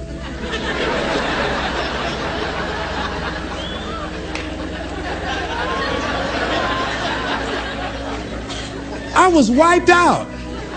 He never spoke to me again. Now, when you decide to act, you're going to have some people like that. We're no longer friends. I lost sleep over that, ladies and gentlemen. I said, I can't believe that. I remember sitting up one night looking at the phone. I said, I gotta call him. He said, no. Then I said, no, forget that. I called, man, look here, we've been knowing each other for too long to allow this to come between us. He said, don't call me anymore, and hung up. And then I wanted to think about what can I do to make it up to him, and then something came to me, Les, what do you have to prove? See, many things we don't do is because of the fact we want people to like us. There's some necessary losses in life. When you decide acting in your best interest, you're going to lose some friends. Everybody's not going to approve of you. There's some people that won't like you. Who do you think you are? You're arrogant. What do you think you can do? You think you can get away with that? You're selfish. Thanks, I got that. It's my life. And so what I'm saying to you is that as you begin to look out on your life, this is challenging. This is not easy acting. So what are the things that we can begin to do to harness our will? Number one, you've got to bring it out and look at it. You've got to take the power out of it. You've got to expose it to the truth. And the truth is that it has no power over you. So write down something you want to act on, but for some reason that you've been holding back, and look at it. The next thing is, ask yourself the question, is it helping you to continue to put it off? If it's an asset for you to continue to procrastinate, then continue to do that. But if it's a liability for you, if it's causing you some mental and some emotional challenges, or perhaps a financial problem, look at that. Examine that for what it is. Next step, ask yourself, what's blocking you? What's preventing you from acting? Why don't you have the courage to handle that? Why won't you face that? What are you running away from? What kind of avoidance behavior are you engaged in? Next is, what is the worst thing that can happen when you take action? So I looked at that, and I said, what's the worst thing can happen when I tell him this? He can say, I don't like you, and he did. Now what happened? I experienced that, I looked at that, I saw that, and guess what, ladies and gentlemen? I didn't die. My feelings were hurt a little bit. I lost some sleep about it, and sometimes I think about it when I drive past his house, but I'm still here. It's uncomfortable, but it's okay. It doesn't bother me anymore. I've gotten used to it now. So what is the worst thing that can happen? I want you to visualize that, experience that, feel the nervousness and the discomfort. And the more you run it in your mind, the less power that it will have. Next is, How will you feel after taking this action? I felt a sense of personal achievement when I faced somebody that has been my mentor for years. And for years, there was something I wanted to tell him, and I didn't have the courage to tell him, because it was always I was the student, he was the teacher. It was always I looked up to him and admired him and held him in high esteem. And I was always grateful and thankful for the impact that he had on my life. And I loved him so much. I didn't have the courage to say to him, please stop drinking so much. You're an alcoholic. You need help. I didn't have the courage because I was afraid that he might not like me. I was afraid that he might be hurt and crushed, that we would no longer be friends. I didn't want to jeopardize what we had. I loved him a great deal, and I didn't know how this would affect our relationship. And I didn't even want him to know that I knew that he was an alcoholic. And so I was a coward. I was spineless. In the name of love, I did it to justify to myself to stop from helping somebody that I loved from dying. I said, I love him so much, I just can't tell him this. I don't even know how he would handle it, to know that I know that he's an alcoholic. And finally, after years, I developed the courage to face my teacher, my mentor, who has molded me, who looks at me now and wanted to do what I'm doing now and did not do it. Came at a different time, and it wasn't time for what he brought. And he's living through me. And I had to face this man who's been like a father to me and say, I got to tell you something. You've got a problem. I love you very much. Please stop drinking. You're killing yourself. It's not just social. You do it every day. You need help. And whatever I can do to support you in that, I will. Please stop. And he looked at me, and I had no idea how he was going to handle that. And first there was like, I dare you. And we just looked at each other. And then I reached out to embrace him. And we've never, ever embraced men, macho. Never hugged before. I hugged him, and he just stood there with his arms straight. He couldn't raise his arms to hug me back. And he was shocked. And after he got over the initial shock, when he could bring himself to speak, to maintain his composure, because he could never afford to let me, his student, see him vulnerable or admit that I was right. He said, I'll be seeing you. And I said, yes, sir. I said, tell your wife I'll be by the house to see y'all before I leave. When he walked away, at first I was very depressed about it. And I said, well, maybe it wasn't my place to do this. And you know, when you act, you're going to have some second thoughts. And then I said, no. I did what I felt. I did it because I feel very strongly about this. And fortunately, he called me back a few weeks later and left word with the answering service. Leslie Brown, I just want to say thank you. And hung up.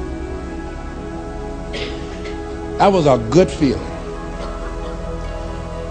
When we look out on our lives, you ask the question, what are you going to do? Look at, as you think about this that you know you need to handle, what are you going to do? And then write down 3 strong reasons on why you know you must take action. And be explicit and descriptive in your reasons, because your reasons have power. Your reasons will drive you. When you have doubt, when your faith becomes weak, your reasons will fortify your faith. When you have an inner conversation, say, no, don't do that. Your reasons will become your rod and your staff to comfort you, to take you through those challenging moments. So write down your reasons. And what you will find, that when you decide to act, when you decide to take life on, and let me warn you, it can be painful It will be uncomfortable, and that's where the growth is.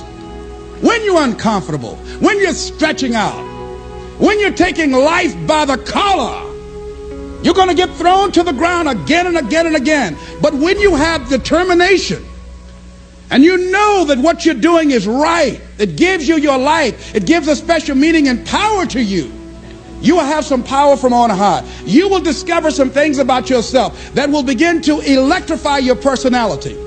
You'll begin to discover some things about you that you don't know you've got when you put yourself in that type of challenging situation. Repeat after me, please. I can go into action on anything in my life. Nothing is stopping me but me. No challenge in my life has any power over me.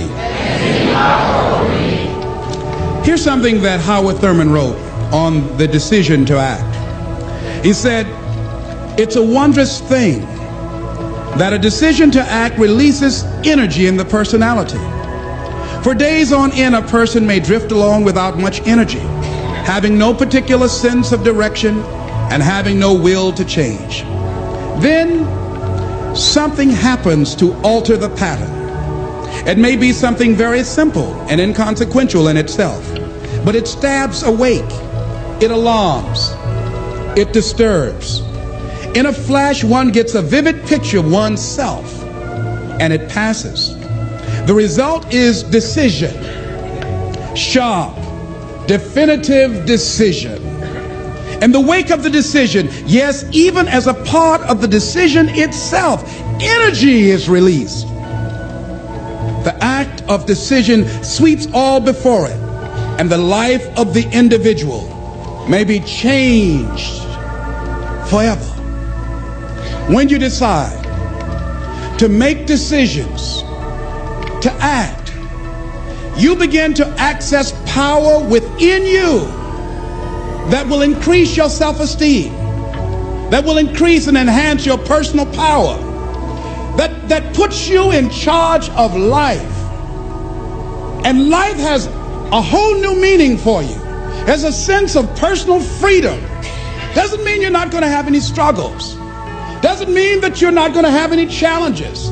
Doesn't mean that you're not going to suffer any defeats. No, doesn't mean that. But what it does mean, that you're putting yourself in the position to grow. You're putting yourself in line with your higher calling and your higher self.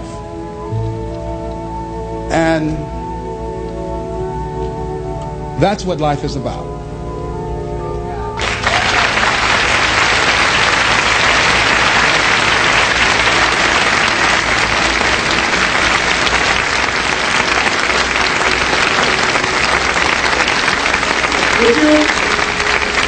Would you join me in this affirmation, please? Everybody stand, please.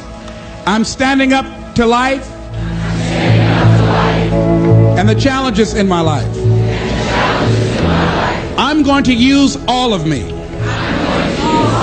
All of my courage, my faith, determination, and any help and support that I can give anyone to realize their greatness. Together we can.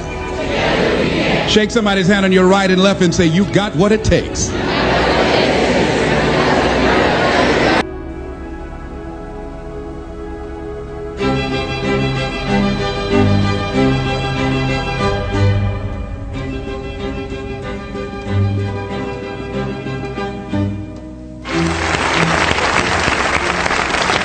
One of the first things I want you to begin to do right now is to take a brave look at your life. Look at your life right now where it is. So let me ask you some questions. As you begin to look out on the future, look out on this year, let's take personal inventory. What has brought you here? As you begin to look at the things that took place this past year, did you get out of it what you wanted? Did you achieve the goals that you set out to achieve? What part of your life or what things did you do that you don't want to be a part of your life? Are there any people, as you begin to look at your life and look at where you want to go and what you want to do, are there any people that might be some dead weight that you need to think about unloading? Because what you have found through that relationship, that it's more toxic than it is nourishing, it's more debilitating than it is empowering. And so now you've got to make a decision. See, many of us won't be able to move forward because we're not taking true inventory of our lives. As you begin to look at your emotional, your spiritual, and intellectual development, how many books did you read? How many seminars did you attend? How many classes that you take to begin to develop yourself professionally, to improve your craft or your skill? How many new things that you learned? Just take some personal inventory, just thinking, beginning to know yourself. What are the things about your past that has influenced you right now? What's your philosophy of life? What are your beliefs, things that you feel very strongly about? What are some of the things that you have picked up along the way that you've been doing them for so long you think that they're you, that you need to begin to re-examine them and perhaps get them out of your life? See, a lot of things we're doing, we do unconsciously because we picked it up somewhere in life. A friend of mine out of Chicago named Rhea Steele, I was at her house to have dinner, and Rhea, who was born in Chicago, has a tremendous southern drawl.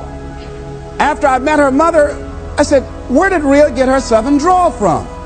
She said, my sisters came up from Kentucky, and they used to be her babysitter. And she picked it up while in their presence. And Rhea still has that drawl. What is it that you've picked up somewhere in life that might be a liability to you? What fear, what beliefs that you're holding on to tenaciously that's no longer allowing your life to work? It's not enabling you to produce the results that you want to produce in your life. And you're still clinging to them. See, as we go into a new world, there's some old behaviors that just won't fit. What are the events? What are the circumstances? What are the people that have shaped you? Just thinking. What are the things that you need to let go? Some things that have cost you pain, that's stifling your growth and development. What are those things? As you begin to look at your profession or your career, what is it that you need to do to begin to upgrade your skills or your knowledge, to continue for you to be competitive in the marketplace? As you begin to look at yourself and ask some of these questions, what is something that you're good at? Are you living your passion? Are you living your dream? What do you regard as your greatest personal achievement? What is the one thing that other people can do to make you most happy? Just think about these things. What would you do if you had 1 year to live and guaranteed success in anything you decided to do? What would that be? What would you do with your life if you had it to live over? Getting to know yourself. What is one value, one deep commitment from which you would never bulge? What is one cause that you would like to become involved in to make a difference on the planet? I work in the Cook County Jail in Chicago. It gives my life a great deal of joy and fulfillment. Have you found something like that in your life that you could enjoy doing, working with people? I have a friend that's working with physically handicapped people. She said it's been the most rewarding experience she's ever had. She used to be a constantly depressed individual, always feeling sorry for herself. It has changed her life. She's a grateful person. She's found something that she's lost herself in. What is your biggest setback, failure, or defeat of the past year? What is it about you, if somebody really knew, they wouldn't get into a relationship with you?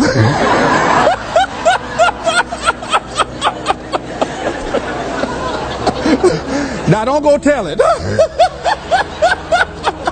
But once you acknowledge what that is, then start working on it and changing it. Change that. It's easy to blame the other person, but start taking ownership for where you are. Are you proud of how you have been living your life? Have you explored your natural talents, your gifts, by enthusiastically trying a variety of activities? Ladies and gentlemen, a lot of us have so much talent and abilities, we just put them back on the back burner or just left them aside someplace. Never did anything with them, never brought them out here. Used to do them extremely well in high school or college, or just had a natural gift and never did anything with it. What are you sitting on? What gifts are you sitting on?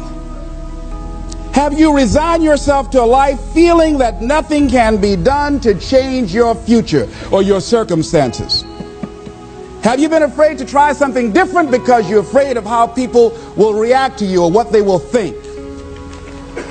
Those are some of the things that I suggest that you begin to answer yourself.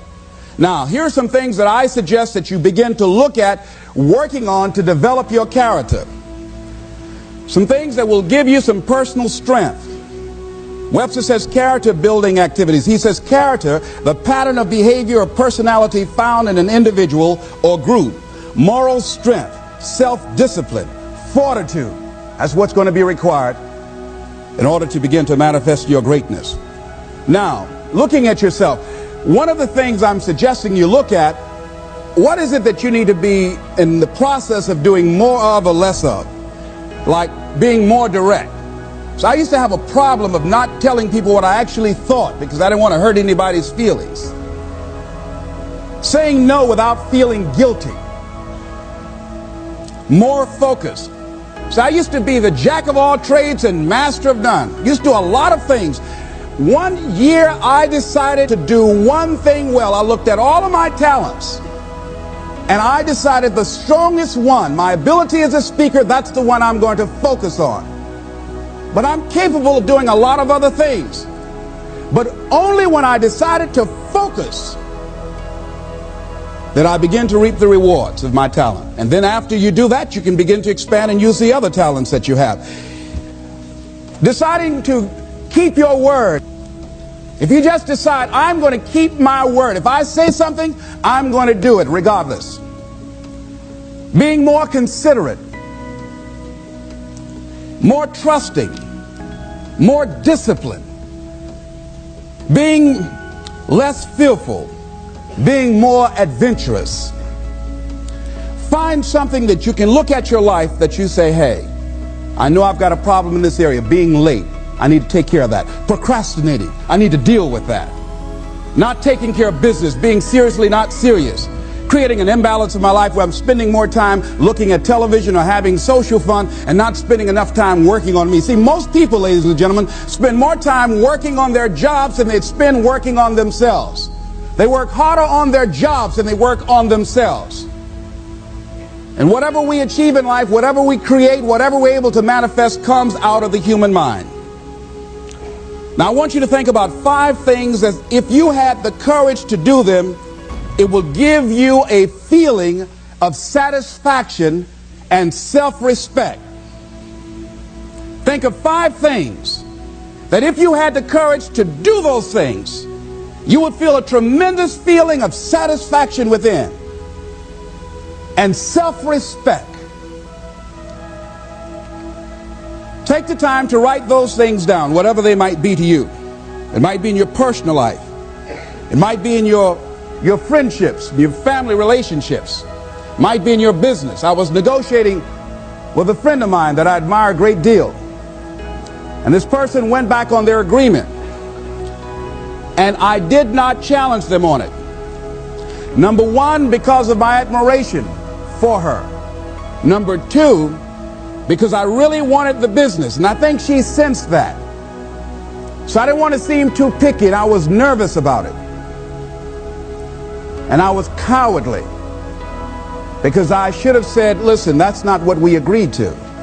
I should have called her on that. But I didn't want to look bad or to appear to be negative or risk losing the business. Look at 5 things that if you had the courage to do those things, that you would do those things. A lot of people say, well, I've been like this all my life. I just can't change. This is the way I am. Dr. Harold Griswold, a psychologist and author of Direct Decision Therapy, said something. He says, when someone says, I can't change, some part of them wants to change, but the payoffs for his present behavior are greater than the payoffs for a changed behavior, or his fear of change is too great. Ladies and gentlemen, it takes courage to live your dreams. It takes courage to manifest your greatness. It takes courage to decide to live. to decide to bring out all of your talents and abilities, to decide to stretch out, to decide to take a chance. It takes courage to be happy, just to be you. I saw a friend who I hadn't seen for a long time. Her whole personality has changed. She was an extroverted, assertive person. But because her husband has a fragile ego, when she's around him, she cow down to him. She plays to him. She's very silent. She doesn't express herself, her feelings. And there are many things she wants to do, but before she even make a decision of what she wants to do, she checks. How will he handle this? How will he see this? Will this be disruptive in our relationship? A lot of us readjust our behavior and we end up not being who we really are in deference to relationships, men and women. Looking at the word courage, Webster says the attitude of facing and dealing with anything recognized as dangerous, difficult, or painful instead of withdrawing from it. As you begin to look at where you want to go and take personal inventory, it's going to be very uncomfortable. That's why most people don't do it. It's very painful to admit your shortcomings, to admit your weaknesses. It's very painful to do that. It's much easier to withdraw from that and just ignore it. He goes on to say the courage of one's convictions, the courage to do what one thinks is right. As you begin to look at yourself and look at where you want to go with your life, it's very important for you to ask yourself a question as you look at various areas of your life. Is what you are doing right now, is it giving you what you want? If it's not giving you what you want, it's going to take courage to decide to do something differently. It takes courage to enjoy yourself. What are some of the self-defeating behaviors that we become involved in that prevent most people from enjoying themselves? Some people develop the "what's the use" attitude. Why bother? Some people have the "I really don't care." And they convince themselves that they don't care and they don't feel anything. And after a while, they really don't feel anything. Their lives are empty. Some people say, well, it's really not worth the hassle. Just too hard. It doesn't bother me anymore. The fact that I'm not living out my dream. The fact that I'm capable of doing more and I'm not doing it. The fact that I'm content but I'm not fulfilled. The fact that I'm not living my dream. Tom Rusk and Randy Reed in a book called I Want to Change But I Don't Know How said people go through life many times playing it safe. He says that's the secret hope, that they say to themselves, if I never let myself feel too good, maybe I'll never get hurt too badly. A lot of people don't ever do the things they're capable of doing because they allow themselves to go along with the crowd, following the crowd.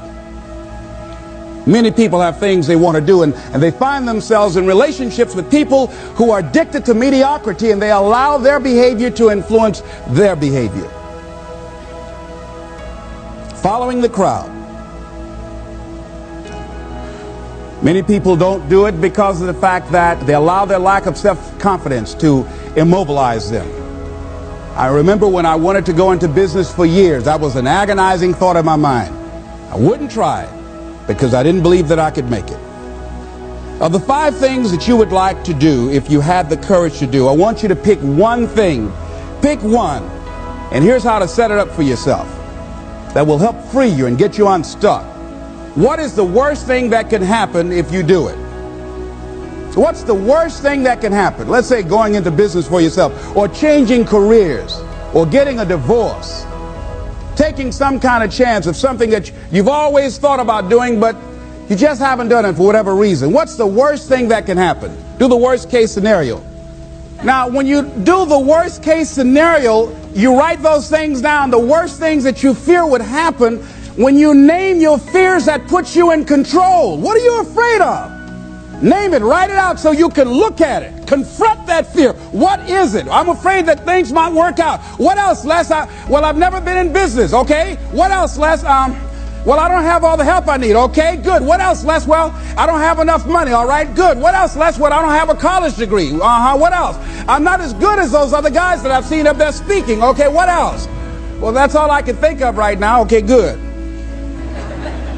Now that takes you to the next step. What are the benefits? What are the benefits of your acting courageously, taking life on? Well, part of what happened was that I felt better within myself, and I had a strong sense of self-respect.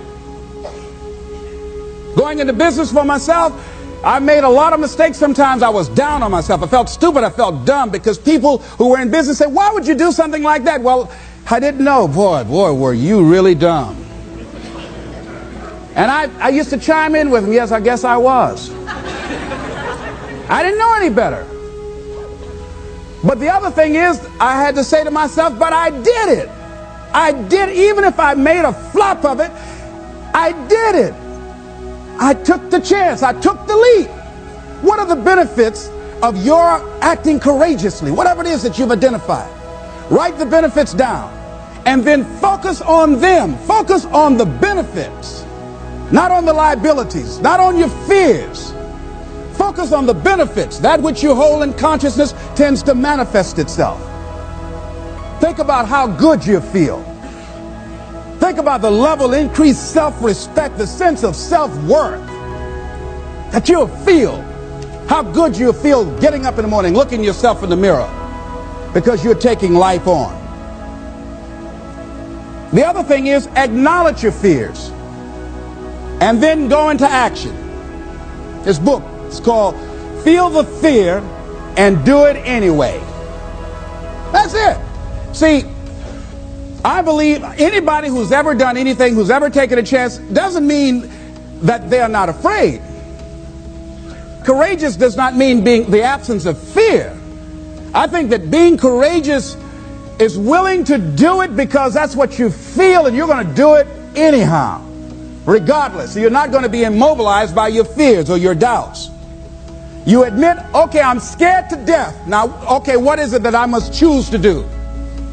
Go ahead and experience that fear, but don't let that fear immobilize you. In what you've done with your life thus far, is it giving you what you want? Is it giving you what you want? When you look toward the future, when you look at all that's going on out here, is there some place within yourself you say, hey, I know I need to be out there in that arena. I know I can do more than what I've been doing. I know there's some great music that I have within me that I haven't brought out here yet. Is that something that you begin to look at within yourself? So I used to do that, and I used to go to big rallies and see guys up speaking when I wasn't courageous enough to go out there and say, hey, my name is Les Brown, the motivator, Mamie Brown's boy, I want to talk. I would never do that. I'd just be back there looking at them and wanting to get their autograph and would say, can I meet you, Mr. Wakely, or can I meet Mr. Zig Ziglar? Please tell him, who are you? Oh, Les Brown. Because I felt within myself I was a nobody. So who am I to go talk to these guys and go get their autographs? Say, I like to do what you do.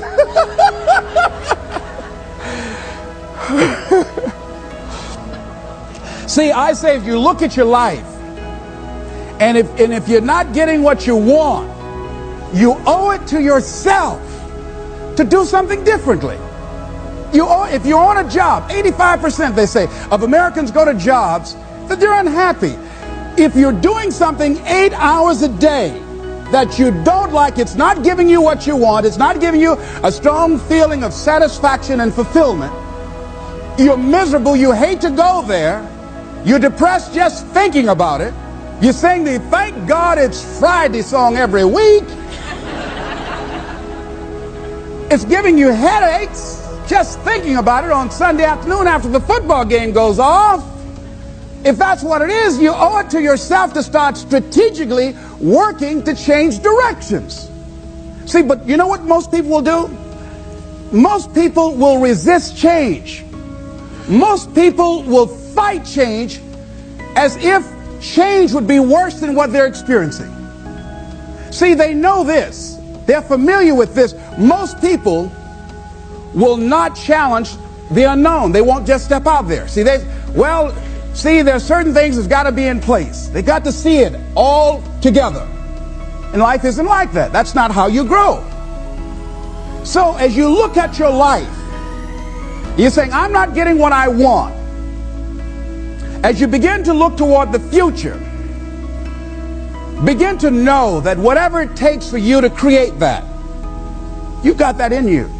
You've got that. You've got genius in you. You've got goodness in you. You've got creativeness in you. If you decide to take the initiative to change the current quality of your life, I say to you that you will find that the universe is on your side. That life is on your side. Now, will it be turbulent? Yes. Will it be easy? No, no. Will you have some opposition? Yes. Will I make a lot of mistakes? Yes. Will I get hurt? Yes. Yes. See, a lot of people won't try anything different in life because they don't want to get hurt. Let me tell you something. It's too much pain to duck. Pain is everywhere. You can hide under here. It will come where you are. Really, if I go back here, pain will come. Hey, Les, come on out. It will come. It's everywhere. Viktor Frankl calls it unavoidable suffering. You can't duck it.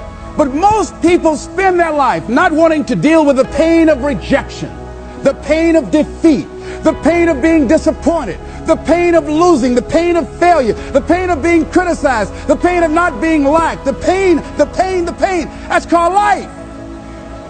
Life is full of pain. It's everywhere. But guess what? There's no gain without pain. Now, if you're going to hurt anyhow, get some yardage out of it.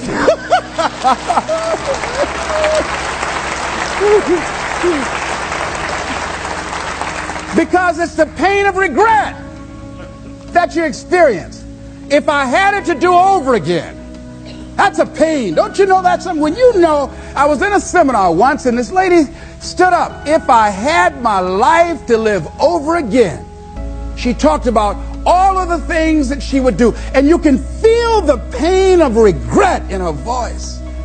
The pain of regret.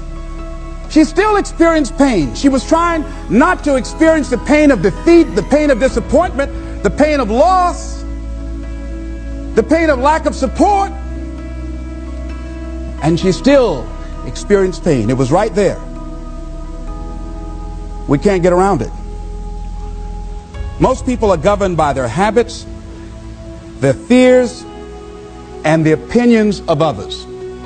A lot of people never try anything differently because they have been convinced by people in their lives that they value that they can't do it. They're living within the context of the opinions that other people have of them, the low expectations. Many people doubt themselves because when they thought about doing something at some critical point in their lives, somebody they respected and honored, somebody they believed in, somebody that they loved, someone they trusted said, you can't do that. And they accepted that. That's why I didn't go off to college.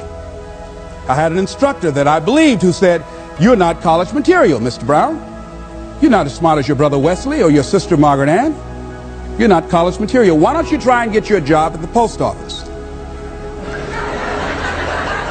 Try and do something with your hand, or go down to the Miami City Sanitation Department and see can you get a job there. Or why don't you try and go into the Army? I took that test, Mr. Tellers, already. What happened? I failed. I told you. Anybody fail the Army test, you're really in trouble. So I went down to the sanitation department to try and get a job, because that's what I believe was possible for me. As you look at your life, ask yourself the question, what would your life be like? What would your life look like if you decided not to care what people thought of you? What would your life be like if you decided to give up some of your fears? What would your life be like if you decided to become courageous? What would your life be like? If you decided to act on your dream, if you did what you felt in your heart. You know what courageous means? Tom Rusk and Randy Reed said. They said that courage comes from a French word which means of the heart. How does it feel to you? He says it's courage, it takes courage to live.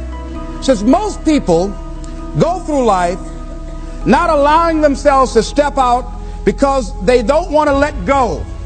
They don't want to be blown around. They don't want to be moved. The courage to face life's whirling wind of contradictions. The courage to love yourself. The courage to love. For years, I was afraid to love. The courage to take a chance. The courage to be who you are. He says courage isn't for somebody else, for medals, applause, or moral debts. Courage is what at that moment feels most right for you. Not just situational ethics, but what feels right in your heart. The word of the heart. What feels right in your heart. One great philosopher says, cowards die many times before their deaths. The valiant never taste of death but once. What does that mean? That valiant people aren't afraid? No. It means that they experience that fear and they move forward. They move forward anyhow. Many people are dead now. Many people are allowing their dreams to die. Many people are allowing their ideas to lie dormant and collect dust. Many people have all this talent and ability that they are allowing to be buried inside of them, that they will take with them to their graves because they didn't have the courage to be who they are.